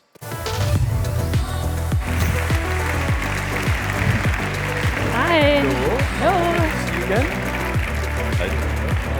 Grüß dich. Ja. So, komm ein bisschen her. Malaika, schön, dass wir uns wiedersehen. Ja, schön, dich zu sehen. Du bist eine Wahnsinnssportlerin. Amazing what you've done on the track, but it's also amazing what you did why you're still active in your sports career, because you have been studying, as far as I know, for the past couple of years, environmental sciences. That's true. Is that something that you want to do after your sports career? Is that something that interested you while traveling all around the world? How come? Yeah, definitely. I think, the environment, the nature, and social and human, really like a valued, live together is something that is really triggering me since I was young. I was, I think, first active in nature and climate, or not climate activism. It was more nature activism when I was in the Grundschule. What is that? Elementary school. Elementary school, exactly. So I'm really into it, and that's what really is something. That is giving me energy and makes me feel alive. So I really want to do something. I want to be part of it. I want to make the world to a bit of a better place. But I think that's the reason why we're all here, because this is something that unites us. Fantastic. Good luck on your studies. Richard, we've bumped into each other the past couple of years, and it's been very important that the Deutsche Bahn is a partner of the Green Awards, because it is a very important goal for your company, because it stands for environmental protection and sustainability. Sure. Not for timing. What are your most important goals on the way to climate neutrality? Because that's something that the Deutsche Bahn is very focused on. Yeah, that's true. I guess it goes without saying that rail is indeed the most eco-friendly transport mode, and one of the reasons is that sustainability and climate change is really part of the DNA of Deutsche Bahn, and that is the reason why we are the only transport mode who have already reduced its CO2 footprint from 1990 back then to now by 70%. The only part of the transport sector that is really delivering in terms of mission to zero. And by the way, the reason for that is that we are practicing e-mobility since more than 100 years, and we use that carbon traction to introduce renewable energies to our network, which is currently accounting for 2/3 of our entire power supply. But we will not rest on our laurels. We are very much committed about that mission to zero. There's a clear road to get 100% eco-friendly transport mode, which you can already use when you are using ICE trains, CO2-free transport mode. And there are, of course, other things we do in terms of electrification, alternative fuels, alternative engines, all that kind of stuff. And we are very much committed because preserving that planet for our children and grandchildren, for the generations to come, is the most pressing issue of our generation. And we very much feel committed and passionate about that. And that's pretty much the same how Nico, Sven, and Marco have been thinking. That was the reason why a couple of years ago we stepped into that kind of ecosystem of the GREENTECH Festival and are constantly supporting and being here each and every year is such a great thing, such an energizing evening. So we will stay. We will stay. Definitely. And to be honest, this is the most relaxing and fastest way to travel. And I really enjoy it, sitting on the ICE. It's really relaxing. Okay, Malaika and Richard, the stage is yours, because now we are entering the stage of our pitches, and you will talk about our two nominees. Talking about startups, I strongly believe that was the reason why we stepped into that GREENTECH festival is very, very important. And there is a proverb, an African proverb as far as I know, that goes like, if you want to go fast, go alone. If you want to go far, then go together with others. And when it's about climate change and tackling climate change, about how we live and how we make economy in a couple of years and decades, talking about decarbonization, talking about digitalization, it's very much exactly that kind of exercise we need to do together with people who feel the same responsibility for that future, who are driven and passionate about the same values and goals, and to interconnect with us in terms of exchanging views, spending energy on both sides, and really try to innovate and create new ideas in order to make it happen and to act upon that. That's pretty much what our belief was back in 8-9 years ago, and why we introduced a lot of startups to our business with a known startup hub. And until now, at least, some more than 230 startups really engaged with us. We opened our doors and our data, rolling stock, infrastructure, stations, stuff like that. And roughly, give and take, 50 or 60% of these startups are still engaged with us. And we are not only helping them in an early stage, but trying to really scale up their business model. And if you, by the way, want to join this kind of ecosystem, we have agreed that we will make a pitch in the next couple of weeks. GREENTECH 4DB. The application will end of July, as far as I remember. You will get more information about that tomorrow. But if you want to join that universe, you are highly welcome. Please join. So that is the part of the commercial one. And if you want to get a flavor about how startups and other single people are really engaged and inspiring this idea of mission to zero and driving it together, joining forces, then you have seen quite a lot of really role models and great examples today. And now I'm proud and honored to hand over to Malaika to get to you a better introduction about what you see in a couple of minutes. Malaika. Thank you, Richard.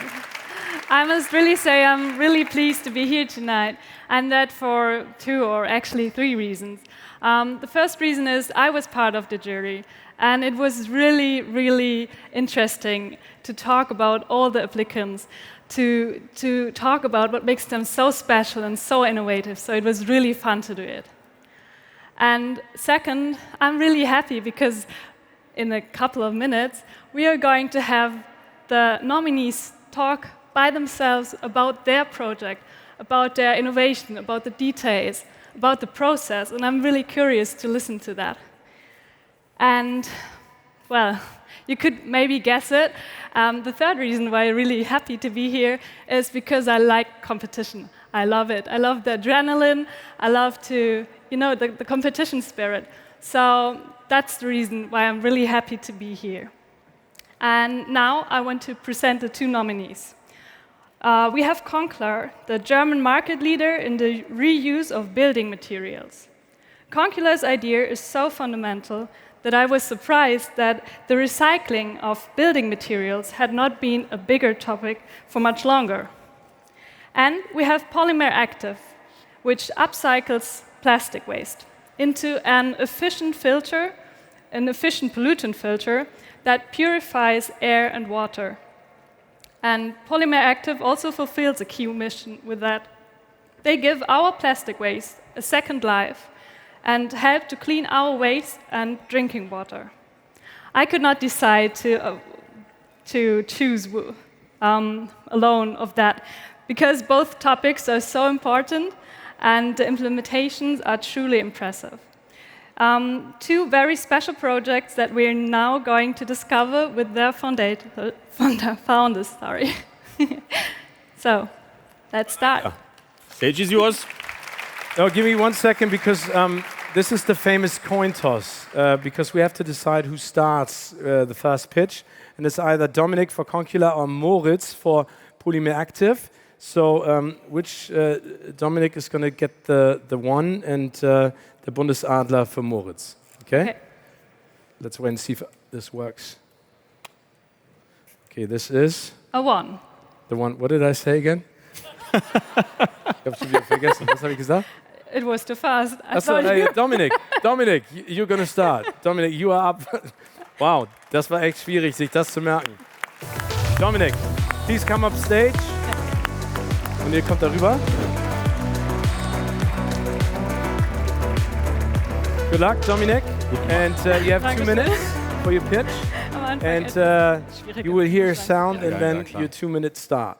Okay? Yep. Ready to go? Yes. Okay, fantastic. Good luck. Thank you. My name is Dominic Campanella, and I'm one of the co-founders of Concula. And Concula is the digital ecosystem for circular construction. But why do it need us? Very easy. The construction sector is the largest polluter in the world. 60% of all waste and 40% of CO2 emissions are coming from the sector. So climate change is decided on the construction side. When you really look into the numbers, you can see that half of these emissions are actually due to the production of construction materials. And this because it follows a take, make, waste principle. So we take resources out of our earth, we create materials, we put them into buildings, and after sometimes 5 to 10 years, we throw them away, we landfill them, we downcycle them. Also, they're in a really, really good state. Only 1% of all materials are reused today. We from Concula, we want to change this. And let me explain how we do this. So what we discovered is that we don't know what's in a building. So we have to really digitize all the materials in existing and new buildings. And this is what we're doing. When we know what's in a building, we're also able to put a lot of data, more circular data on it. And then if there's a deconstruction or renovation happening, we can circulate these materials back to the manufacturers, to the recycling companies, or directly into buildings to really close the material loop. And we did it already for 250 projects. Offices, residential building, we did a train station, we did a castle, we did a football stadium, so many buildings, and with over 50 experts in that sector. And we believe in collaboration, so we work together with the leading manufacturers, architecture offices, and project developers. Giving you one example, just a couple kilometers from here, Karstadt at Hermannplatz, a department store, we digitized 40,000 square meters, and then an architecture competition was created to plan the renovation with all these materials. And the architecture officers who did the best planning won this competition. And this is only one of many buildings we do, because our vision is to make the construction sector circular, and we believe in collaboration. This is why our motto is, together we are circular. Thank you. Thank you, Dominic. Please take a seat. And that was the first pitch, and now Moritz is up. He has 2 minutes as well. Please join me on stage, and whenever you're ready.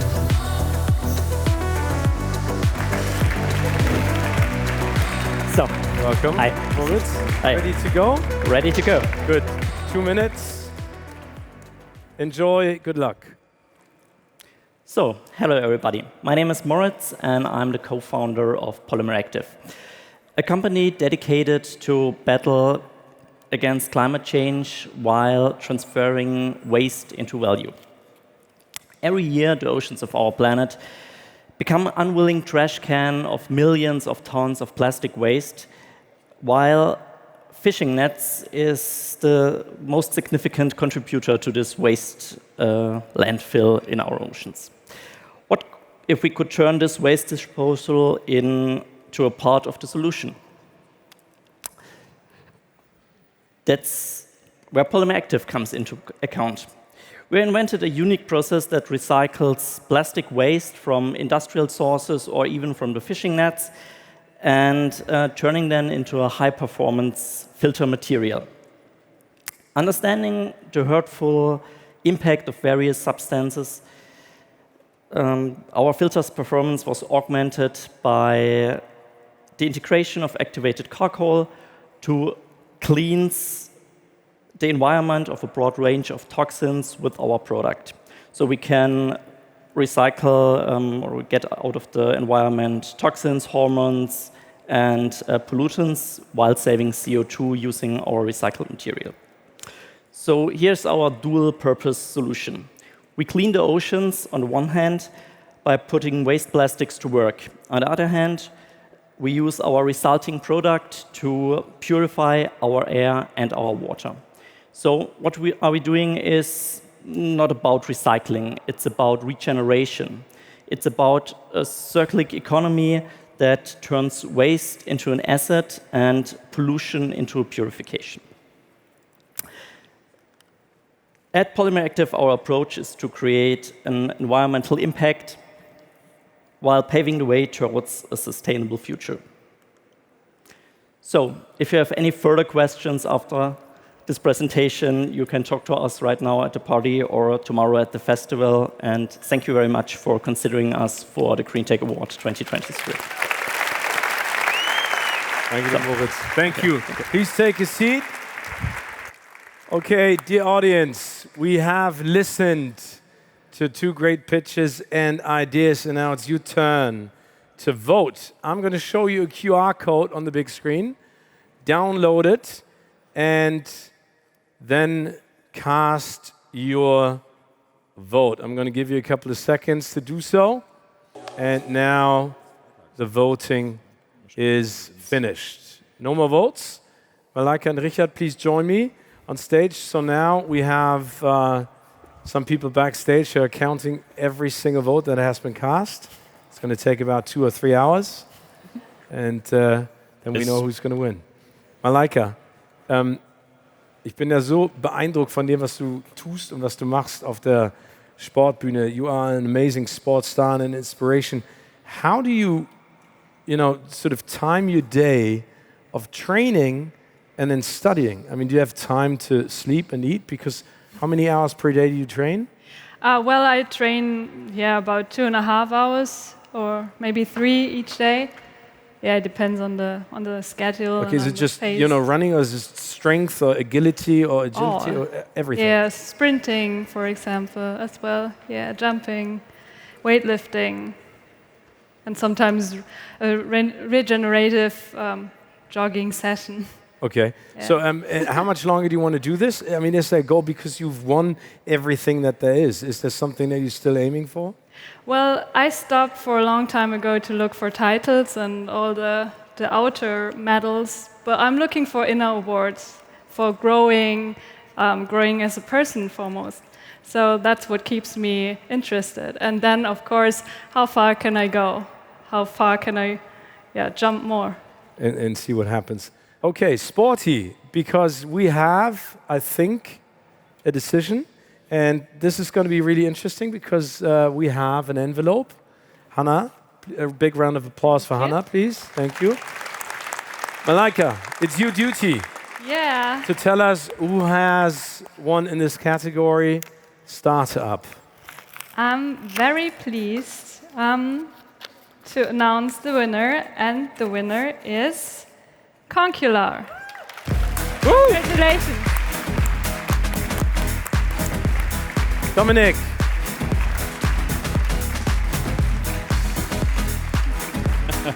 Glückwunsch. Danke. Herzlichen Glückwunsch. Dankeschön. Glückwunsch. Dankeschön. Your award, den Envelope auch als Andenken mitnehmen. Ja. Und Dominik, du kannst hier nochmal hin. Ah nee, du hast ein Mikrofon. Ja. Willst du noch einmal Danke sagen? Thank you. Yeah, thank you a lot. Thank you also to Polymer Active. Really great what you're doing. And I think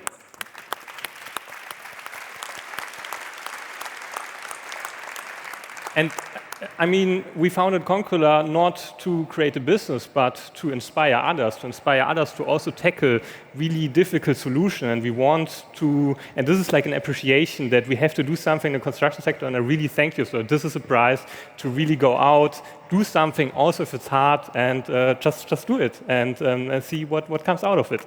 Congratulations, Dominik. Thank you. Thank you to Richard and Malaika. All the very best. Have a wonderful evening, and see you later.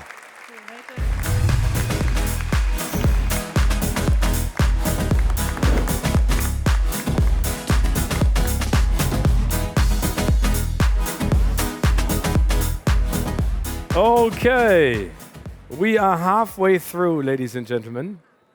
No, don't worry. Don't worry. As we've been saying it a couple of times tonight, it's all about inspiration, and I would like to introduce you to someone who himself had the idea for a startup at a very young age. It's about the fashion business, because it's estimated that the fashion industry causes 10% of global CO2 emissions, more than international aviation and maritime shipping combined. And I would like to introduce you to a very young man who traded in his career as a fashion designer to found and become a founder of a sustainable and social enterprise. Please welcome on stage Bas Timmer.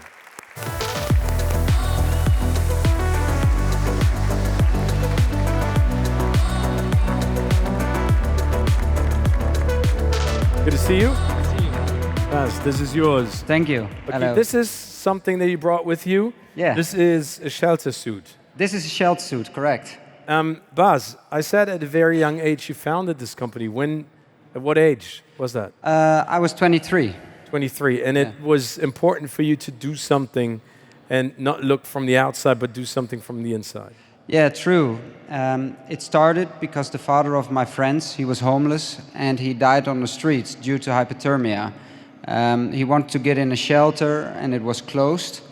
They gave him a blanket and he didn't survive the night. And I felt an obligation to do something because I have design in my power and I was designing warm winter products. So that's when I designed the first shelter suit.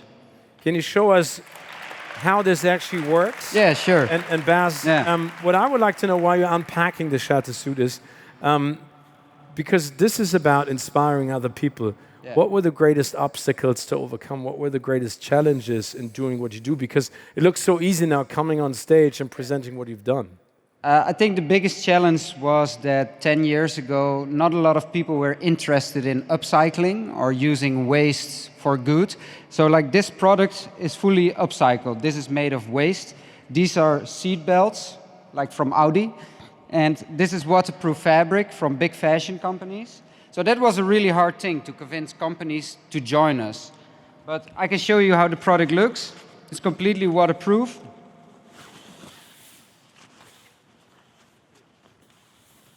And it's made of all the sleeping bags. You can try it on. I'm already hot, but I'm going to put it on. Okay. I'm an overweight old TV host. And then the nice thing is it's a jacket and a sleeping bag in one. And I think the most impact is made in our social factory. So we've produced 25,000 of these jackets, all made by people that have a distance to the labor market. So we help refugees, formerly homeless people, to get a job. The factory is in the Netherlands and the second factory is in South Africa. And these products are always given away for free. Fantastic. Wow. Bas, this is really cool. This is amazing. Bas, so, you know, having done this, this is not where you're going to stop. What's coming up next? What's your next goal? What's your next focus? So my next focus is called Shelter Lab. It is taking all the learnings that I had with Shelter Suit into collaborations with companies. So homeless people need the same things that we need: security, mobility, protection, privacy. So we now organize workshops with big corporates and then collaborate with them and eventually hope to start new ventures. And a few months ago, we did our first big workshop with a dream client, Nike. So it's really starting to make impact to help people. So I'm really happy with that. Keep on the great work. Bas, thank you so much. You are going to be at the GREENTECH Festival tomorrow. So if anyone wants to talk to you, they will find you here. Yes, thank you. Perfect. Big round of applause for Bas. Thank you.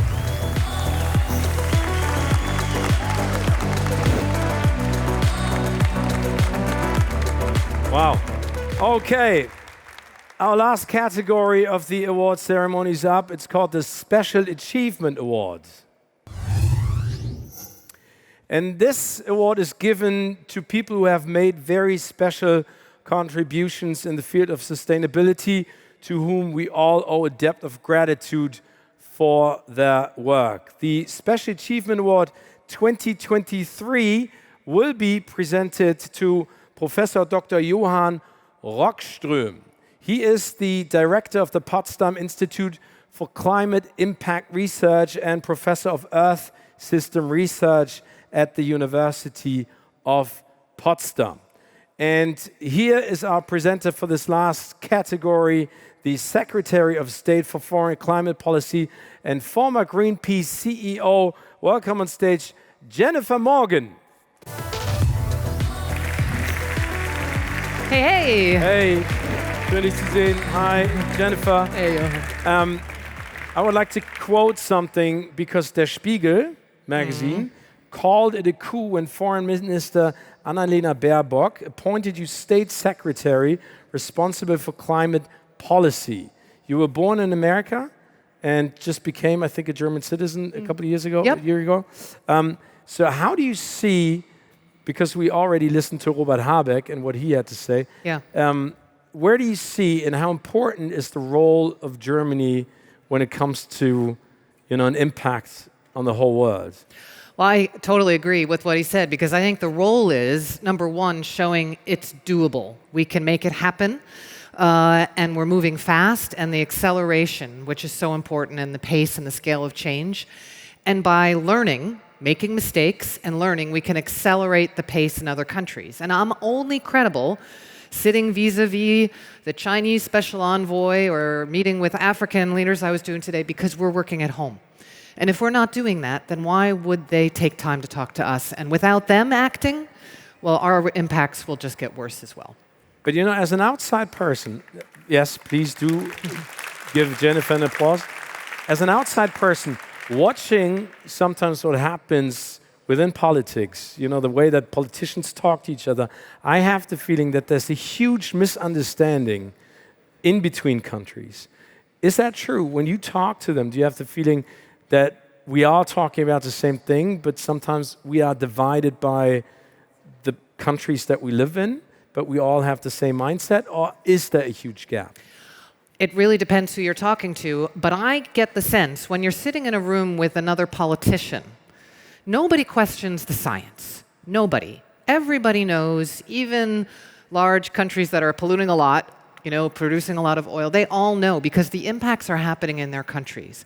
So it's mostly about how do you push the boundaries to the beyond the comfort zone of every country, that they're going further than what they thought they could do. And you can only do that through building trust.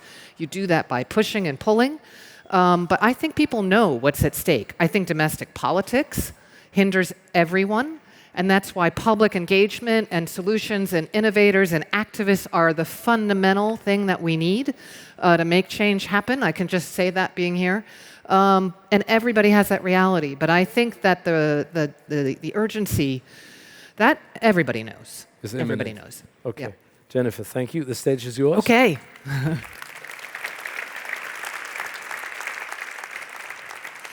So hi, everybody. I actually thought when I came in here that I was going to have the easiest and the most pleasant task of presenting this award to Johan Rockström, but I have to say that I think everybody here has had an incredibly pleasant task because we're here celebrating people who are really driving things forward. And I think the biggest challenge I have is that I could use 3 hours to talk about Johan Rockström, and I have 3 minutes to do him the justice that he deserves, but I'll give it my best shot. I think for many of you, as I can say for myself, Johan was first someone I knew through his research, through his words. I remember exactly where I was sitting when I read Hothouse Earth and understood that there are points of no return. When we cannot stop the worst from happening if we don't dramatically change our course. And I found this at first completely petrifying.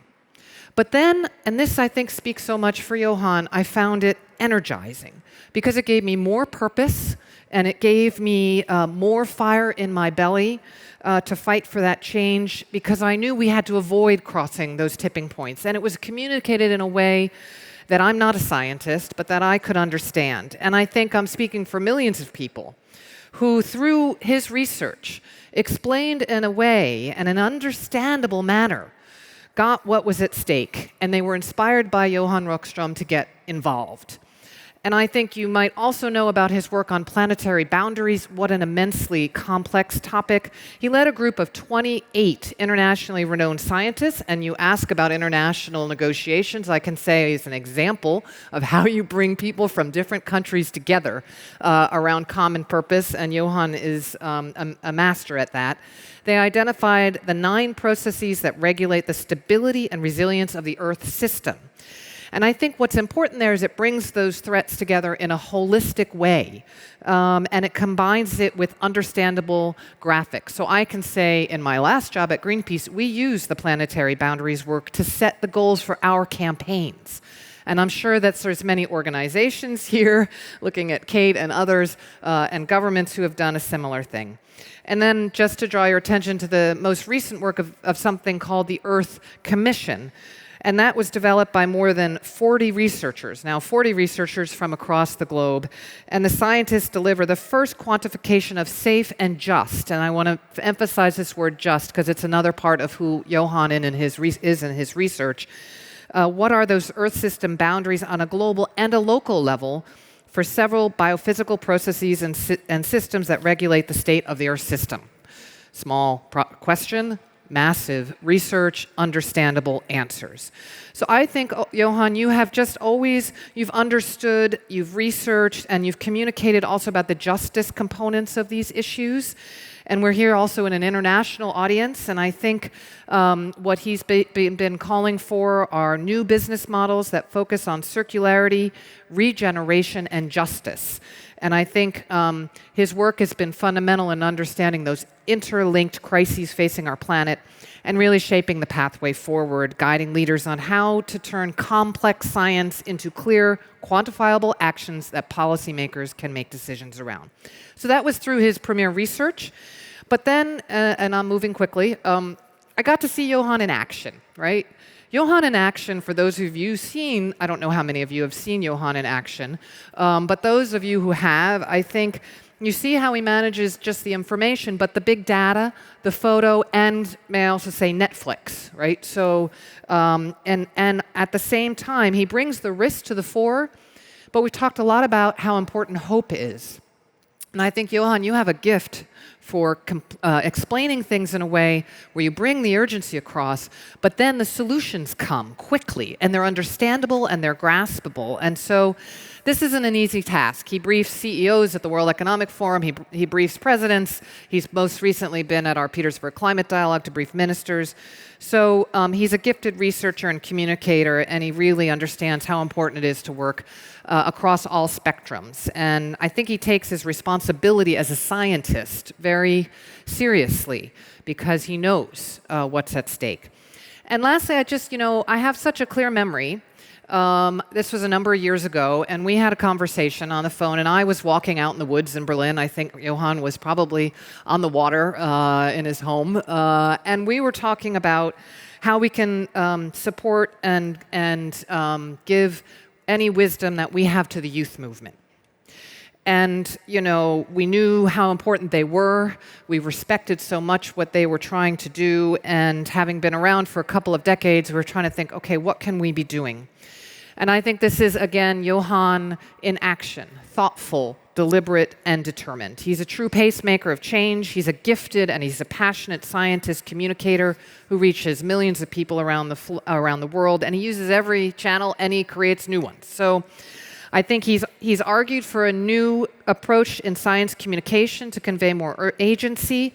And it reminds me of what we've been hearing today. In Standing Up for a Sustainable World, he urges a more positive message of prosperity and fairness that can attract an otherwise indifferent majority, because we need the indifferent majority to join in and benefit from what we're doing. So we know the climate crisis is changing the world profoundly, but it's really in our hands to influence what is going to happen and to create that pathway of a world that's more just and fair and prosperous for everyone.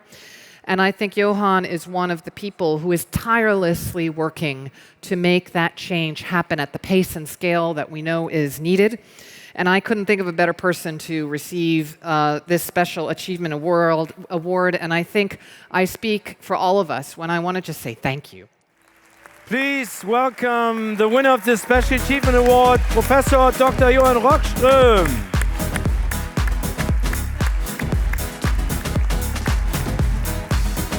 Oh, yeah. Congratulations. Glückwunsch.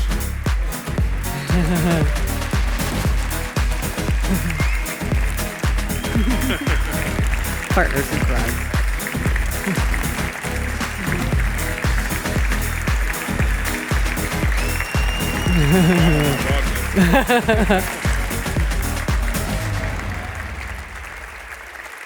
Stage is yours. Jennifer, join me on this side. Sit down, my goodness. I'm overwhelmed. And I must say, well, Jennifer, to begin with, I'm completely in tears. And I will be very, very honest with you tonight. This is a very special moment. And I mean, genuinely a special moment. And I'll be very honest with you, because the mood in the scientific community is really gloomy. And I have in my whole career never faced so many challenges with all the evidence we have right in front of us, and that we are losing it. We're moving so fast towards the physical limit of 1.5 degrees Celsius. Last week, the global carbon budget to hold that safety line was cut by half because we're not bending the global curve of emissions. You see all the extreme events and how it's causing damage and inequities around the world. We know that we're losing the resilience of the living biosphere, which is the only safety valve to really, really stabilize the climate on Earth. So where is the light in the tunnel? And I can tell you that one of the few opportunities of that is when engaging as a scientist with communities like yourself. Because scientifically we show every day now that we're no longer on a pathway on incremental change. We're now on an exponential journey. We need to start transforming across all sectors of society, and one of the beacons of opportunity are the innovators, are the green tech, genuine creators in the world. It's with you. And I can tell you that the reason for this is not only that it's about scaling and accelerating, it's something even more important. And we cannot even prove it scientifically, and it's the following: that for 30, if not 50 years, the story on environment and climate has always been about solving a problem. It's about willingness to pay. It's about sacrifice. It's about having nature protected here and economic development here. But what you're showing is that that narrative has changed. Science sets constraints. A global carbon budget, the planetary boundaries, that's a constraint that very often is translated into a problem, a sacrifice, something that really will cost us something in the economy. But what do? You do the reverse. You say a constraint actually amplifies the level of innovation. It requires even more in-depth breakthroughs and disruptive solutions for the future. I thank you for that, because what you're helping with is to changing the narrative on sustainability and climate action from a sacrifice to the pathway to modernity, to the pathway to prosperity, to the pathway to a competitive Germany, to an equitable world. We can even scientifically help you now to show that this is a future of security, even for peace. So together, science and business can really make a big difference. And if we then hold hands with Robert Habeck and Jennifer Morgan and the policy sphere, then we can really put the regulatory frameworks to truly succeed. So I really thank you. You're boosting this, and I'll bring this to all my 400 colleagues at the Potsdam Institute as a pride that will continue keeping us on the scientific path to support our future on Earth. Thank you very much.